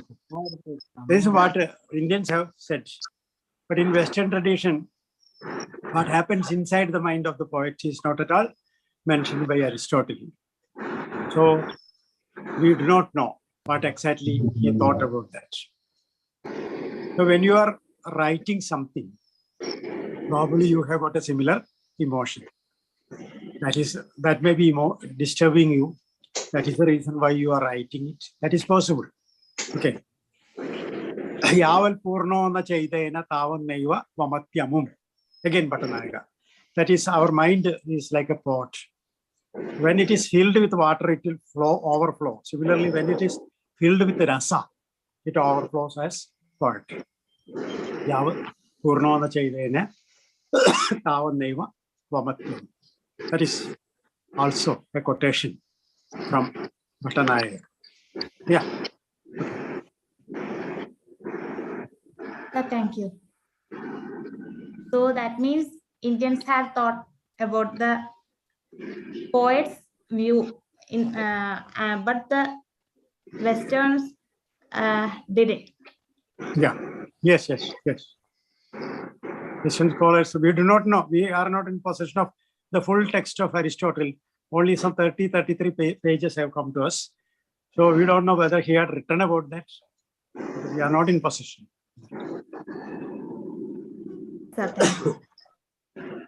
നമസ്കാരമുണ്ട്.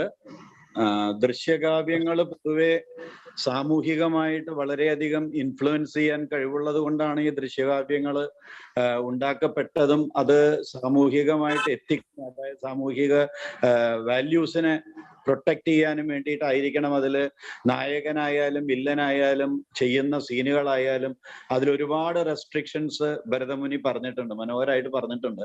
അപ്പോൾ അതൊക്കെ ഇപ്പോൾ സത്യത്തിൽ പറഞ്ഞു കഴിഞ്ഞാൽ നമ്മളുടെ ദൃശ്യകാവ്യങ്ങളിൽ മനുഷ്യനെ ഏറ്റവും കൂടുതൽ ആകർഷിക്കുന്ന സിനിമാ ലോകമാകട്ടെ അതിലൊന്നും ഇതിന്റെ നിയമങ്ങൾ കൃത്യമായി പാലിക്കപ്പെടുന്നില്ല. സത്യത്തിൽ നമ്മളുടെ ഒരു പുസ്തകം അതിൽ ഇത്രയ്ക്കും ശക്തമായ നിയമ നടപടികൾ ഉണ്ടായിട്ട് പോലും ആസ്വാദനം ഒരു ഭാഗം, അതിൽ സംശയമില്ല. നമ്മളുടെ ആസ്വാദനം ഇപ്പൊ ഒരു കഥകളി പദം പാടി അതിന്റെ മുഴുവൻ ഭാഗം അദ്ദേഹം എടുത്തു വരുമ്പോഴേക്കും നമ്മൾ ക്ഷമയോടെ ഇരിക്കുകയാണെങ്കിൽ നമ്മൾ അവസാനം കരഞ്ഞു പോകും ആ സീനിൽ. അതിൽ യാതൊരുവിധ സംശയവുമില്ല. ആ ദുഃഖമാണ് കഥാപാത്രത്തിന്റെ മുഖത്തെങ്കിൽ അത്രയും ക്ഷമയോടുകൂടി അത് കണ്ട് അതിന്റെ കരയുന്നത് വരെ നമ്മളും ഇരുന്ന് കരയുന്ന രംഗങ്ങൾ ഉണ്ടാവാറുണ്ട്. അത് ആസ്വാദകനും ഒരു കലാകാരനും തമ്മിലുള്ള ഒരു സംവാദമാണത്. അത് ഇറ്റ്സ് ഗ്രേറ്റ്, അതിൽ യാതൊരുവിധ സംശയവുമില്ല.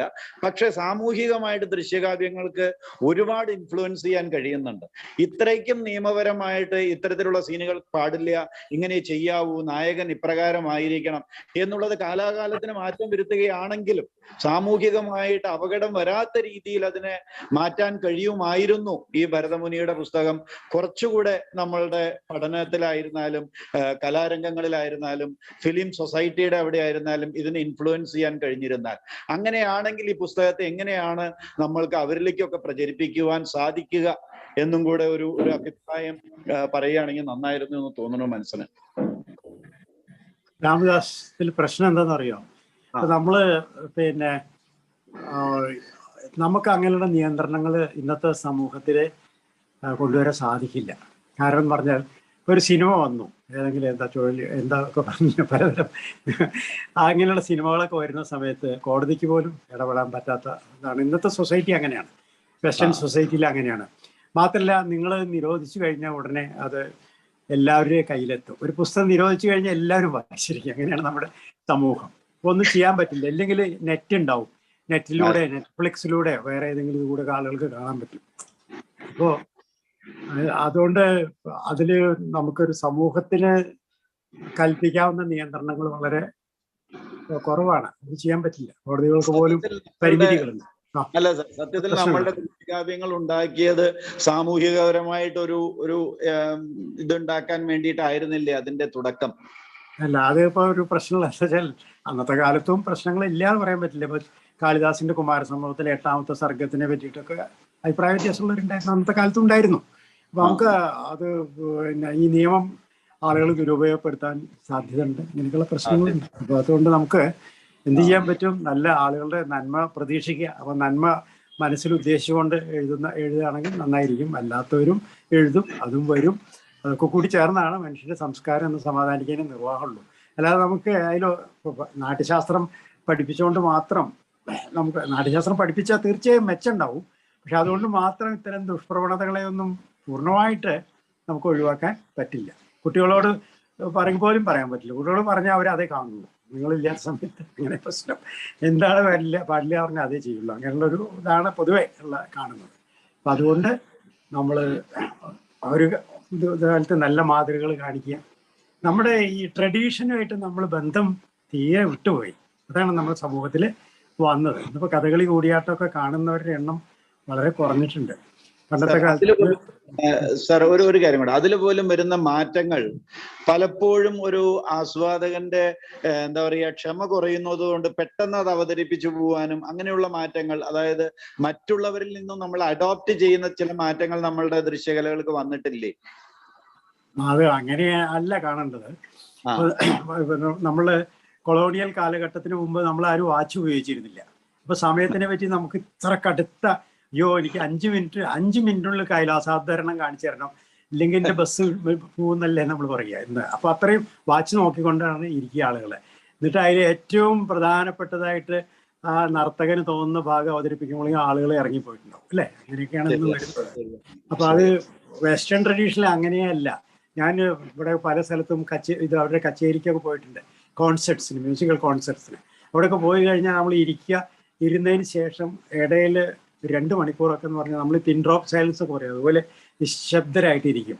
അത് കഴിഞ്ഞതിന് ശേഷം പെർഫോമൻസ് കഴിഞ്ഞതിന് ശേഷം പിന്നെ നിലയ്ക്കാത്ത കരഘോഷം ഉണ്ടാവും. അതാണ് അവിടെ കാണുന്നത്. അത് നീണ്ടുപോകും, അത്രയല്ല, അതിൻ്റെ ഇടയിൽ ഒന്നും ഉണ്ടാവില്ല. നമ്മുടെ നാട്ടിൽ അങ്ങനെ അല്ലല്ലോ. നമ്മളിപ്പോൾ ഈവൻ ഒരു സ്ഥലത്ത് ഒരു പെർഫോമൻസ് ഗ്രേറ്റ് പെർഫോമർ വന്ന് പാട്ട് പാടുന്നു, ഇല്ലെങ്കിൽ ഡാൻസ് ചെയ്യുന്നു, ഇല്ലെങ്കിൽ അവതരിപ്പിക്കുന്നു, ആ സമയത്ത് ആളുകൾ യഥേഷ്ടം സംസാരിക്കുക, പരസ്പരം അല്ലേ, അങ്ങനെയൊക്കെയുള്ള ഒരു കൾച്ചറാണ് നമ്മളുടേത്. അത് മാറും. പണ്ട് അങ്ങനെ ആയിരുന്നില്ല, അത് മാറ്റിയെടുക്കണം. അത് കാലാന്തരത്തിൽ മാറുമെന്ന് നമുക്ക് പ്രതീക്ഷിക്കാം. അങ്ങനെ അല്ലാത്ത സ്ഥലങ്ങളുണ്ട്. തിരുവനന്തപുരത്ത് ഇപ്പോഴും കുതിരമാളികയിലൊക്കെ ഉള്ള നടത്തുന്ന കച്ചേരിക്ക് ആ പഴയ ചിട്ടവട്ടങ്ങളൊക്കെ അതേപോലെ ഉപയോഗിച്ചുകൊണ്ടുള്ളതാണ് അല്ലേ. അപ്പൊ അങ്ങനെയുള്ള സ്ഥലങ്ങളുണ്ട്, അല്ലാത്ത സ്ഥലങ്ങളുണ്ട്. അത് ഒക്കെ കൂടി ഒരു better what you call better judgement അത് ആളുകളുടെ ഇടയിൽ ഉണ്ടാവണം. അത് ഉണ്ടാക്കിയെടുക്കണം. അത് നമുക്ക് കുറേശ്ശൊക്കെ ചെയ്യാൻ പറ്റും. അങ്ങനെയാണ്. അത് ഒരു പ്രശ്നമാണ്. ശരിയാണ്. ആൻഡ് വിജയകുമാരി മാഡം, ഞാൻ ഒരു 4-5 ദിവസമെങ്കിലും കയറിയിട്ടുണ്ട്. ഞാൻ ആയുർവേദ കോളേജിലാണ് ജോലി ചെയ്യണത്. സത്യത്തിൽ പറഞ്ഞു കഴിഞ്ഞാൽ സാഹിത്യമാണ് പഠിച്ചത്. രാജേന്ദ്ര സാറുടെ സ്റ്റുഡന്റ് ആണ് ഞാൻ. അതെല്ലാം കൈവിട്ടു പോയി. ഇപ്പൊ ആയുർവേദത്തിന്റെ കൂടെയാണ് ജീവിതം. അപ്പൊ മോശമായിട്ടല്ല, അത് സാഹിത്യം കയ്യിൽ നിന്നൊക്കെ ഒരു ഇതൊക്കെ വിട്ടു പോയിരിക്കണമെന്നുള്ളൊരു ഇതിൽ ഇടയ്ക്കിടയ്ക്ക് ഇപ്പൊ ഈ ക്ലാസ് അറ്റൻഡ് ചെയ്യുന്നതുകൊണ്ട് നാട്യശാസ്ത്രം സാറ് പഠിപ്പിച്ചിരുന്ന ധ്വന്യാലോകം മുഴുവനും ഇപ്പൊ ഒരു ലെവലിലൊക്കെ മനസ്സിലേക്ക് ഇങ്ങനെ വരണു. ചില ഭാഗത്തൊക്കെ സാറുടെ ക്ലാസ്സുകളൊക്കെ ഇങ്ങനെ ഓർമ്മ വരികയാണ്.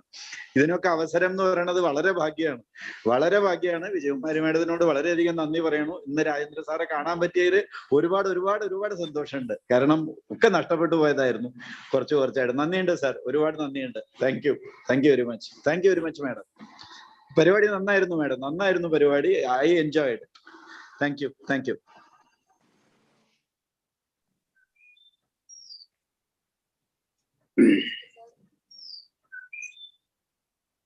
ഫീഡ്ബാക്കിന്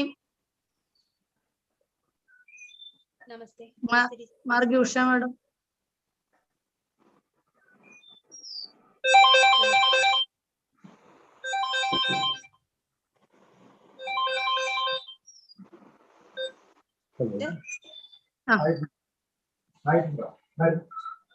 എല്ലാവർക്കും നാളെ രാവിലെ വരാം അല്ലേ?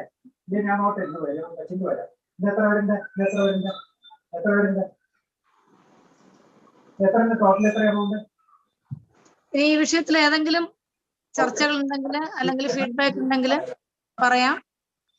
ഇല്ലെങ്കിൽ നമുക്ക് സമാപനത്തിലേക്ക് കടക്കാം. ഒരു ചെറിയ സംശയം കൂടി ചോദിച്ചോട്ടെ? മോശ അവൈലബിൾ ആണോ? രാജേന്ദ്ര മാഷേ. ഹലോ, ആരാണ്? സാർ, എന്റെ പേര് ആശ, കേരള സർവകലാശാലയിലെ വിദ്യാർത്ഥിനിയാണ്. സാർ ഇപ്പോ ഒരു ക്വസ്റ്റ്യൻ ആൻസർ ആയിട്ട് പറഞ്ഞൊരു കാര്യത്തിൽ കൂട്ടിച്ചേർത്തൊരു ചെറിയ സംശയം ചോദിക്കാനായിരുന്നു. ഇപ്പൊ സാറ് പറഞ്ഞു, നമ്മള് ഇപ്പൊ MT വാസുദേവൻ നായർ സാറൊക്കെ പറഞ്ഞിട്ടുണ്ട്, ഇപ്പൊ ഗർഭാവസ്ഥയിലിരുന്ന് എന്നെ ഏറ്റവും അധികം നോവേൽപ്പിച്ച ഒരു കഥ ജനിക്കുകയായിരുന്നു എന്ന്, കാർത്തികന്റെ പണിപ്പുരയിലൊക്കെ. അപ്പോ നമ്മുടെ പോയറ്റിക്സില് ഈ ഇപ്പൊ നാടകാന്തം കവിത്വം എന്നാണല്ലോ. അപ്പൊ നാടകകൃത്തിന്റെ ഉള്ളിലിരിക്കുന്ന രസം അനുഭവിക്കാത്ത ഒന്ന് അദ്ദേഹത്തിന് പുറത്തേക്ക് വിടാൻ സാധിക്കുന്നില്ലല്ലോ. അത് കഴിഞ്ഞ് അതിനെ അനുകരിക്കുന്ന നടന്റെ ഉള്ളിലിരിക്കുന്ന രസം, അദ്ദേഹം വളരെയധികം അന്തസംഘർഷങ്ങൾ അനുഭവിച്ചിട്ടാണ് അതിനെ പുറത്തേക്ക് കൊടുക്കുന്നത്. ഇത് രണ്ടും നമ്മുടെ പോയറ്റിക്സിൽ വേണ്ടത്ര ചർച്ച ചെയ്യപ്പെട്ടിട്ടുണ്ടോ? അഥവാ നമ്മളിപ്പോ പഠിക്കുമ്പോൾ നമുക്ക് തോന്നുന്നത് അഭിവേജ്യത, പൂജ്യത എന്നൊക്കെ പറയുന്ന സ്ഥായീഭാവം പ്രകടമാവുന്ന രസം സഹൃദയന്റെ ഉള്ളിലുള്ള രസത്തെ കുറിച്ചല്ലേ നമ്മൾ കൂടുതൽ ചർച്ച ചെയ്തിട്ടുള്ളത്? മറ്റു രണ്ടിനും വേണ്ടത്ര പ്രാധാന്യം നമ്മുടെ പോയറ്റിക്സിൽ വന്നിട്ടുണ്ടോ? എവിടെയെങ്കിലും അങ്ങനത്തെ കാര്യമായ ചർച്ചകൾ ഉണ്ടോ എന്നുള്ളതിനെ കുറിച്ച്? നല്ല ചോദ്യമാണത്. അതൊരു കുറെ ചർച്ചകൾ വന്നിട്ടുണ്ട് എന്നുള്ളതാണ്. ഒന്നാമത് നമ്മുടെ ഈ കവിയുടെ ദുഃഖത്തിനെ പറ്റിയിട്ട് കാളിദാസൻ എഴുതിയിട്ടുണ്ടല്ലോ. ശോകത്വമാഭ്യഗച്ച ദ്രുതിതാനുസാരി കവി കുശേത്മാഹരനായ നിഷാദ വിത്ത് അണ്ടജ ദർശനോത്ത ശ്ലോകത്വമാവദ്ധിത യസ്യ ശോക. ശ്ലോകമായി ഇത് തന്നെയാണ് ആനന്ദവർദ്ധനും പറയുന്നത്. ശ്ലോകത്വമാകത, ശ്ലോകത്വമാകത. അപ്പൊ അതാണ് കവിതയുടെ ആത്മാവ്, രസമാണ് അത്. ശ്ലോകമായി തീർന്നു എന്നൊക്കെ പറയുമ്പോൾ ഒരു കവിയുടെ ഉള്ളിലൊരു തരം വൈകാരികമായുള്ള അനുഭൂതിയെ കുറിച്ചിട്ട് അവര് പറഞ്ഞിട്ടുണ്ട്. പക്ഷെ പൊതുവെ ഇന്ത്യൻ ഇതില് പ്രേക്ഷക കേന്ദ്രിതമായിട്ടുള്ള ചർച്ചകൾക്കാണ് പ്രാധാന്യം ഉണ്ടായിരുന്നത്. കവിയുടെ അനുഭൂതിയെ കുറിച്ചിട്ട് ഇങ്ങനെ ആനന്ദവർദ്ധനും അഭിനവത്തിനൊക്കെ പറഞ്ഞിട്ടുണ്ട്. ശരിയാണ്. അപ്പൊ ഈ കവിയെ സംബന്ധിച്ചിടത്തോളം പറയുമ്പോൾ രണ്ട് പ്രശ്നങ്ങളുണ്ട്. ഒന്ന്, നിങ്ങൾക്കൊരു വൈകാരികമായ അനുഭവം ഉണ്ട്. ആ വൈകാരികാനുഭവം അതേപടി നമുക്ക് സംക്രമിപ്പിക്കാൻ പറ്റില്ല. അവിടെ നിങ്ങളുടെ ഉള്ളിൽ ഒരു ശില്പി കൂടി വരുന്നുണ്ട്. ഈ ശില്പി വരുമ്പോൾ എന്താ പ്രശ്നം എന്ന് പറഞ്ഞാൽ, ഒരു മനോഹരമായ ശില്പം ഉണ്ടാക്കുന്ന ഒരു ശില്പി അയാൾ ആ ദ്രവ്യം എടുത്ത് ഉപയോഗിക്കുന്ന സമയത്ത് അയാള് അതിൻ്റെ ഒരു ക്രാഫ്റ്റ്സ്മാൻഷിപ്പ് വരുന്നുണ്ട്. ആ ശില്പി തൻ്റെ ഇതിനെ ചാതുരിയോട് കൂടി ഉപയോഗിക്കുകയാണ് ചെയ്യുന്നത്. ഈ കവിയെ സംബന്ധിച്ചിടത്തോളം ഇങ്ങനൊരു വശം കൂടി വരുന്നുണ്ട്. എൻ്റെ ഉള്ളിലൊരു വൈകാരിക അനുഭവം ഉണ്ട്. പിന്നീട് അതിനെ മെനഞ്ഞെടുത്തിട്ട് ഒരു കാവ്യശില്പാക്കി മാറ്റുമ്പോൾ അതിനകത്തുനിന്ന് നോക്കിക്കാണുകയും അതിന് കുറച്ച് കൂടുതൽ ചിന്തിക്കുകയും മിനുക്കിയെടുക്കുകയും ഒക്കെ ചെയ്യുന്ന ഒരു പ്രക്രിയ കൂടിയുണ്ട്. രണ്ടും കൂടി ചേരുമ്പോഴാണ് കവിത ആവുന്നത്. അതല്ലേ ഈ എടശ്ശേരി പറ്റിയൊക്കെ പറഞ്ഞില്ലേ, എടശ്ശേരി അങ്ങനെ ഒരു കൊല്ലൻ ആലയിൽ നിന്ന് ഒരു ആയുധം ഉണ്ടാക്കണ പോലെ ഞാൻ കവിത എഴുതുന്നു എന്നൊക്കെ പറയുന്നുണ്ട്. എൻ്റെ കൊല്ലത്തിയോട് ഞാൻ ചോദിക്കും നന്നായിട്ടുണ്ടോ എന്നൊക്കെ പറഞ്ഞില്ലേ. അത് അത്തരത്തിലുള്ള ഒരു ശില്പത്തിന്റെ ഒരു അംശം കൂടിയുണ്ട്. എന്നാലേ കവിതയാവുള്ളൂ. അത് അവിടെ നമ്മൾ കുറച്ച് ഈ വൈകാരികാവസ്ഥയിൽ നിന്ന് പുറത്തേക്ക് കടക്കേണ്ടി വരികയും ചെയ്യുന്നുണ്ട് അല്ലേ? അങ്ങനെയാണ്. ഇപ്പൊ MT തന്നെ ഇതൊക്കെ പറയുന്നുണ്ട്, ശരി, അനുഭവം ഉണ്ട്. പക്ഷെ എഴുതുന്ന സമയത്താകുമ്പോൾ നമ്മൾ ഒരു തവണ എഴുതുക ശരിയാവില്ല, വേറെ തവണ എഴുതുക ശരിയാവില്ല. അങ്ങനെ അനേക തവണ വെട്ടിയും തിരുത്തിയും അവനവനെ തന്നെ മാറ്റിയും എഴുതിയും ഒക്കെയാണ് നമ്മൾ അന്തിമ രൂപം കൈവരിക്കുന്നത്. അങ്ങനെ ഒരു വശം കൂടി ഉണ്ട്. അപ്പൊ ഈ രണ്ടും കൂടി ചേരുന്നതാണ് ഈ കവിയെ സംബന്ധിച്ചിടത്തോളം. വൈകാരികമായിട്ടുള്ള അനുഭൂതി ഉണ്ടാവും. അതിന് പുറമെ അത് സൃഷ്ടിയായി മാറുന്ന സമയത്ത് അതിൽ ശില്പിയുടെ ഒരു അംശം കൂടി ഉണ്ടാവും.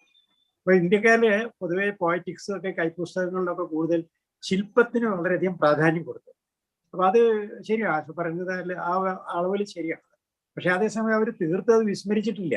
കാരണം എന്താ വെച്ചാൽ നിങ്ങളുടെ മനസ്സില് പിന്നെ ഒരു വികാരം ഇല്ലെങ്കിൽ നിങ്ങൾക്ക് എഴുതാൻ പറ്റില്ല എന്ന് പറയുന്നുണ്ട്. നീരസസ്തു പ്രബന്ധോ യസ്സോ അപശബ്ദോ മഹാൻ കവേ എന്നൊക്കെ പറയുന്നുണ്ട് അനന്തപുരത്തിന്. നീരസമായിട്ടുള്ള ഒരു കവിത എന്ന് പറഞ്ഞാൽ അപശബ്ദമാണ്. അത് രസമില്ലാതെ എഴുതാൻ പറ്റില്ല, അത് സംശയമില്ല. പക്ഷെ രസം ഉണ്ടായാൽ മാത്രം പോരാ, അതിനെ എടുത്തിട്ട് കമ്മ്യൂണിക്കേറ്റ് ചെയ്യുക എന്നുള്ള ഒരു ശില്പിയുടേതായിട്ടുള്ള ഒരു അംശം കൂടി ഉണ്ട്. അപ്പൊ സ്വാഭാവികമായിട്ടും ശില്പിയുടേതായ അംശത്തിന് കുറച്ച് ഊന്നൽ കൊടുത്തു എന്നുള്ള ശരിയാണ്. മറ്റേ വശം തീർത്ത് അവഗണിച്ചിട്ടില്ല എന്നുള്ളത് കൂടി നമ്മൾ നോക്കാം. അത്തരത്തിലുള്ള ഭാഗങ്ങൾ ധാരാളം ഉണ്ട്. അഭിനവസലിനും ആനന്ദവർദ്ധനും ഒക്കെ നമുക്ക് കാണാൻ സാധിക്കും. ഞങ്ങള് വിദ്യാർത്ഥികളെ സംബന്ധിച്ചിടത്തോളം ടെക്സ്റ്റുകൾ പഠിച്ചു കഴിഞ്ഞിരിക്കുന്ന ഒരവസരത്തിൽ പല ഡയമെൻഷനിൽ അതിനെക്കുറിച്ച് ചിന്തിക്കാനുള്ള ഒരു അവസരം ഈ വെബിനാറിലൂടെ വളരെയധികം കിട്ടി. ഒരുപാട് പ്രഗത്ഭരായ സാർ ഉൾപ്പെടെ ഒരുപാട് പ്രഗത്ഭരായ അധ്യാപകരുടെ ക്ലാസ്സുകളിലൂടെ ഞങ്ങൾക്ക് അതിന് സാധിച്ചു എന്നുള്ളതാണ് സംഘാടകരോടും ഡിപ്പാർട്ട്മെന്റിനോടും വളരെയേറെ നന്ദി രേഖപ്പെടുത്തുന്നു. ഞാനൊരു പുസ്തകം കാലിക്കറ്റ് യൂണിവേഴ്സിറ്റി പ്രസിദ്ധീകരിച്ചിട്ടുണ്ട്. അത് എന്താ, അതിന്റെ പേര് കാവ്യമാർഗം എന്ന് പറഞ്ഞിട്ട് ഭാരതീയ സാഹിത്യ സിദ്ധാന്തം. അപ്പൊ അടുത്ത് വന്നതാണ്. അതിൽ ഈ കുറേയൊക്കെ ഈ വിഷയങ്ങളൊക്കെ ചർച്ച ചെയ്തിട്ടുണ്ട്. അത് ഇന്ത്യൻ പോയറ്റിക്സിനെ കുറിച്ചിട്ടുള്ള പുസ്തകം നോക്കും. കാലിക്കറ്റ് യൂണിവേഴ്സിറ്റി പ്രസിദ്ധീകരണ വിഭാഗം, കാവ്യമാർഗം.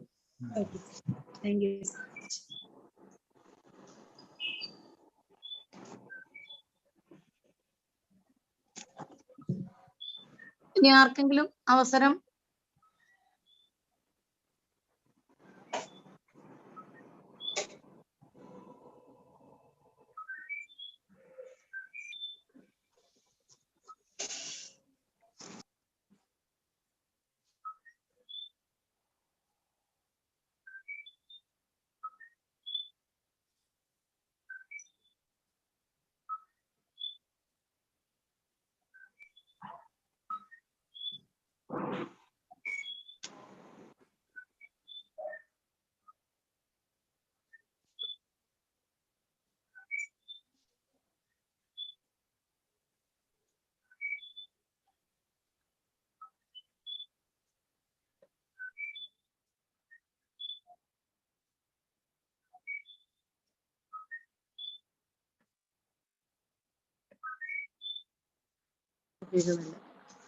നമുക്ക് ഇതിന്റെ സമാപനത്തിലേക്ക് കടക്കാൻ തോന്നുന്നു.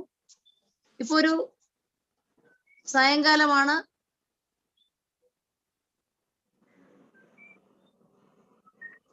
വളരെ വളരെ ഗംഭീരമായിട്ടുള്ള ചർച്ചകള്, ഗംഭീരമായിട്ടുള്ള വിഷയങ്ങള് ഒക്കെ ഇതില് ഉണ്ടായിരുന്നു. നമുക്കൊക്കെ അറിയാം.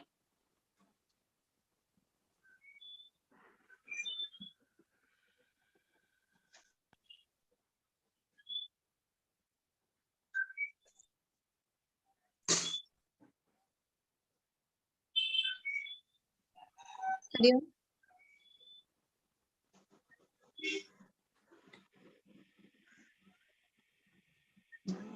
ഹരിയോ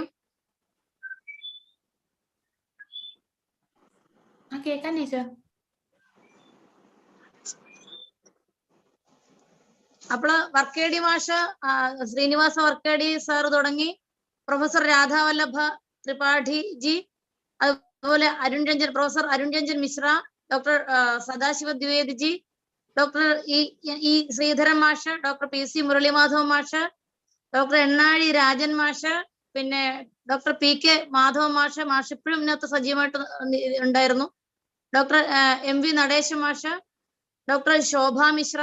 നമുക്ക് അറിയണം അല്ലേ, നമ്മുടെ രേവപ്രസാദ് ദ്വിവേദിജി മഹാഭാഗന്റെ മകളും മകനും ഒരുപോലെ ഇതിൽ പങ്കെടുത്തു സജീവമായിട്ട്. ഡോക്ടർ CM നീലകണ്ഠൻ മാഷ്, doctor Kannan Parameswaran, doctor Ramakanta Pandey, doctor Lekha Thankachi, doctor Margi Usha, doctor Gopika Varma, professor CS Radhakrishnan, doctor VR Muraleedharan sir, Rajendra മാഷ്, അതുപോലെ നമ്മുടെ പ്രിയപ്പെട്ട ഡോക്ടർ NB ഉണ്ണി സാറ് തുടങ്ങിയിട്ടുള്ള ഒരുപാട് പേരുടെ വലിയ വലിയ വാക്കുകൾ നമ്മൾ ഇത്രയും ദിവസം ശരിക്കും പറഞ്ഞു കഴിഞ്ഞാല് എനിക്ക് തോന്നി കൊറോണ കാലം ആയതുകൊണ്ടാണ് ഈ ഒരു 7 ദിവസം കൊണ്ട് ഈ ഒരു ചുരുങ്ങിയ സമയത്ത് നമുക്ക് ഇത്രയും പ്രഗത്ഭരായിട്ടുള്ള ആൾക്കാരെ ഒരേ കുടക്കീഴിൽ കെട്ടുക എന്ന് പറഞ്ഞാൽ സത്യസന്ധമായിട്ട് പറഞ്ഞാല് ക്ഷിപ്രസാധ്യമല്ല. ഒരു പക്ഷെ കേരളത്തിനകത്തുള്ള ആൾക്കാർക്ക് വരാൻ സാധിച്ചു എന്നിരിക്കാം, അല്ലെങ്കിൽ ഒരാൾക്കോ മറ്റോ പുറത്തുനിന്ന് വരാൻ സാധിച്ചു എന്നിരിക്കാം. എല്ലാവരും തന്നെ ഈ പങ്കെടുക്കാമെന്ന് പറഞ്ഞവരെല്ലാവരും തന്നെ ഇതിൽ പങ്കെടുക്കുകയും ചെയ്തു. അതൊക്കെ തന്നെ നമുക്ക് നമ്മുടെ ഒരു സൗഭാഗ്യമാണ് എന്ന് നമ്മൾ കരുതണം. അതിന്റെ ഒരു നിറവ് അനുഭവിക്കുന്നുണ്ട്, ഞാൻ ആ നിറവ് അനുഭവിക്കുന്നുണ്ട്, ഒപ്പം എല്ലാവരും ആ നിറവ് അനുഭവിക്കുന്നുണ്ട് എന്ന് പ്രതീക്ഷിക്കുന്നു. നമുക്ക് ഇതിന്റെ അവസാനത്തെ ഭാഗത്തേക്ക് കടക്കാം. ഇനി ആരെങ്കിലും എന്തെങ്കിലും പറയുന്നുണ്ടെങ്കിൽ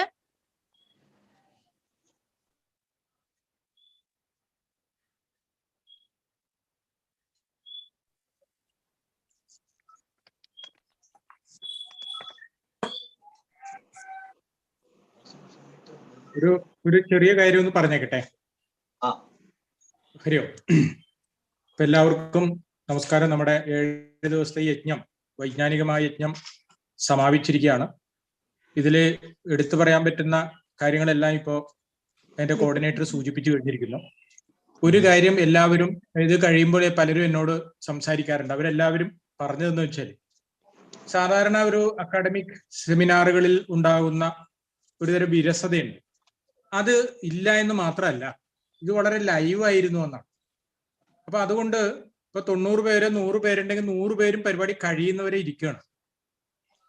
അത് ഇതിന്റെ കാരണം എന്ന് വെച്ചാല് ഇതൊരു മൾട്ടി ഡിസിപ്ലിനറി അപ്രോച്ചോടുകൂടി നമുക്കത് സംഘടിപ്പിക്കാൻ സാധിച്ചതുകൊണ്ടാണ്.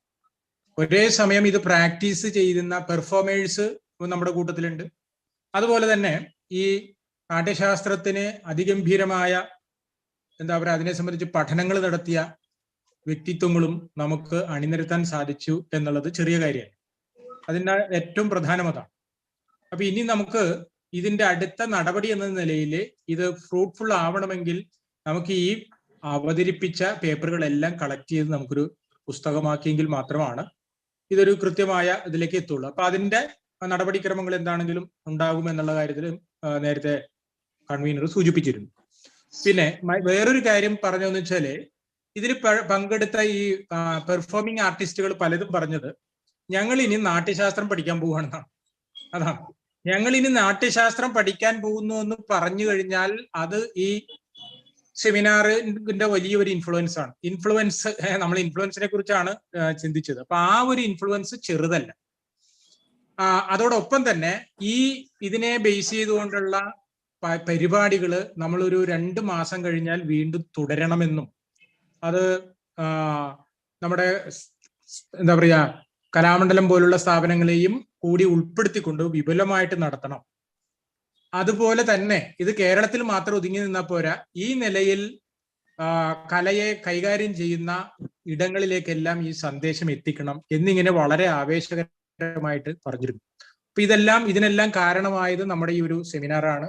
ആ സെമിനാറിലെ തുടക്കം മുതൽ നമ്മളോടൊപ്പം ഉണ്ടായിരുന്ന വർക്കേടി സാർ മുതൽ ഇപ്പൊ ഇവിടെ രാജേന്ദ്ര സാറും ഉണ്ണി സാറും അടക്കമുള്ള ഈ കുലപതിമാരായിട്ടുള്ള ആളുകളെല്ലാവരും അവരുടെ പൂർണ്ണമായ സാന്നിധ്യവും മനസ്സുമാണ് തീർച്ചയായിട്ടും അവര് നമ്മൾ ഏത് തരത്തിൽ പരിപാടി സംഘടിപ്പിച്ചാലും അവര് സാധ്യമാവുന്ന രീതിയിലെല്ലാം പങ്കെടുക്കാറുണ്ട്. അപ്പൊ ഇവരുടെ എല്ലാവരുടെയും അനുഗ്രഹം, അതോടൊപ്പം ഗവേഷണ വിദ്യാർത്ഥികളുടെ പങ്കാളിത്തം എല്ലാം കൊണ്ട് വളരെ സക്സസ് ആയിരുന്നു. ഇതിന് അടുത്ത പടി എന്താണ് എന്നതുകൂടി നമുക്ക് ചിന്തിക്കണമെന്ന് മാത്രമാണ് എനിക്ക് ഈ അവസരത്തിൽ പറയാനുള്ളത്. നമസ്കാരം.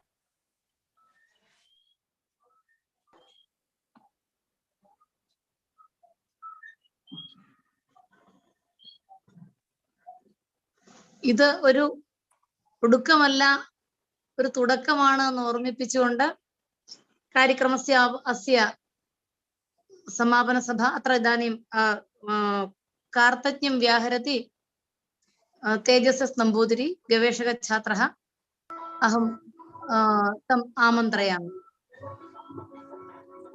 Good evening to one and all present here.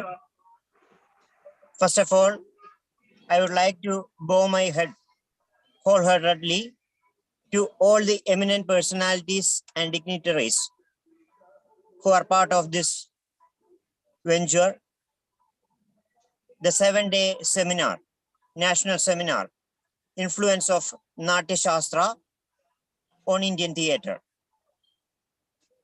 Today, we had a very rich session. We had the concluding remarks by Dr. N.B. Unnisar and also the valedictory address by Dr. C. Rajendran sir. Both were highly interesting and we had a very healthy discussion after the sessions.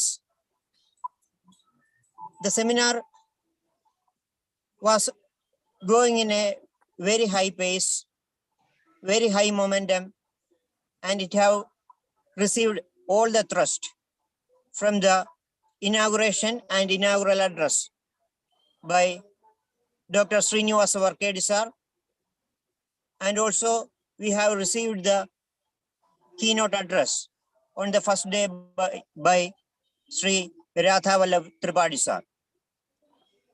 Many eminent personalities have presented their highly informative papers in the seminar. And also, we had high participation from many eminent scholars like Dr. Gangadharan sir, Neelakanthan sir, Nadeshan sir, and they all have given good guidance for making this 7-day seminar a great success. Now, let me move on to my duty. First of all, I would like to express my sincere gratitude on behalf of Department of Sanskrit and University of Kerala to Dr. N.B. Unnisar, who have made the concluding remarks to this 7-day seminar. Thank you, sir. Next, I would like to express my sincere gratitude on behalf of Department of Sanskrit and University of Kerala to Dr. C. Rajendran sir. Thank you, sir. Next, I express my sincere gratitude to all the dignitaries who were part of this 7-day seminar, like Gangadharan sir, C.M. Neelakantan sir, Nadeshan sir, Shobha Mishra ji, and also eminent personalities who have made live sessions like Margi Usha, Gopika Verma, etc. I express my sincere gratitude on behalf of Department of Sanskrit and University of Kerala to all those eminent personalities. Thank you, all of them. Next, I also express a great sincere gratitude to our beloved Dr. C.N. Vijayumari teacher, who is the coordinator of this 7-day seminar. She is a true lover and preacher of Sanskrit. Her great effort have made this venture 7-day seminar, highly informative, and also her efforts have made this session highly live also. Thank you, teacher. Next, I also express our sincere gratitude to the head of the department, Shaila teacher, for giving all the support to make this seminar a great success. Thank you, Shaila teacher. Finally, once again, I express our sincere gratitude, wholehearted head bow to all the eminent personalities for giving all guidelines, good informations to make this seminar a great success. Thank you to all eminent personalities. I also express our sincere gratitude to each and everyone who have participated in the seminar, have made a very good and healthy discussion, who have raised very nice questions, etc., and made the sessions highly attractive. Thank you to each and everyone who are present virtually in the 7-day seminar, and also express our sincere gratitude to each and everyone who have supported us and made this seminar a great success. The 7-day seminar is technically going to an end by now, but the discussions which it was raised in the past days, the information which it has spread, it will continue its journey throughout. And also, we are planning to conduct more sessions based on this, as our Natyashastra sir have informed. There will be a continuous series of seminars in the coming months. And also, we are happy to inform you all that the papers which were presented here will be published soon by the Department of Sanskrit, University of Kerala. So let me conclude my words. Once again, thank you to each and everyone. Thank you all. ധന്യവാദ തേജസ്. എല്ലാവരും ഒരു minute ഒന്ന് camera on ചെയ്താൽ ഒരു screenshot എടുക്കുന്നതാണ്.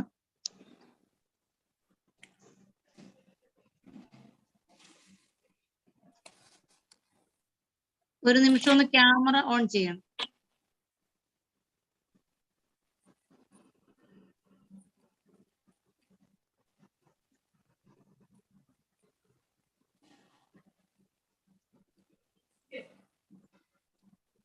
ശരി.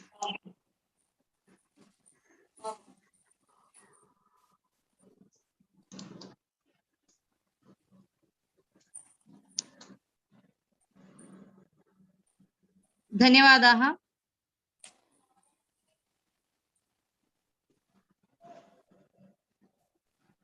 നമ്മൾ ഇവിടെ പറഞ്ഞ മാതിരി ഒരു നദിയിൽ നിന്നും പല നദികളെന്ന പോലെ ഇതിലെ ചിന്തകള്, വിചാരധാരകളൊക്കെ പരന്നൊഴുകട്ടെ. ഇത് പല ചർച്ചകൾക്കും ഇതുപോലെയുള്ള പല സെമിനാറുകൾക്കൊക്കെ വഴിത്തിരിവാകട്ടെ എന്ന് പ്രാർത്ഥിച്ചുകൊണ്ട് വിദുഷാം സർവേഷാം ആചാര്യവര്യാണാം തഥാ അത്ര സമുപസ്ഥിതാനാം സംസ്കൃത ബാന്ധവാനാം സമേഷാം പ്രണാമപൂർവം ധന്യവാദാൻ പുനരപി വിതീര്യ ശാന്തിമന്ത്രം കുർമഃ.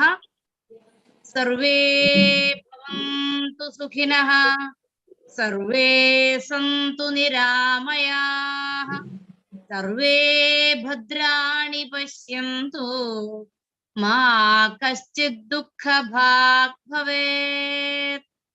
ഓം ശാന്തി ശാന്തി ശാന്തി. ധന്യവാദാः.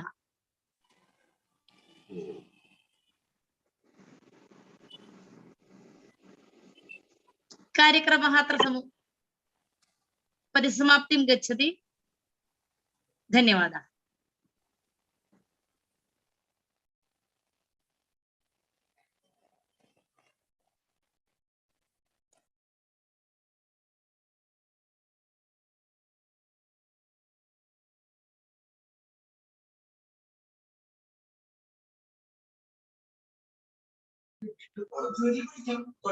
അപ്പൊ extra Ultimately extra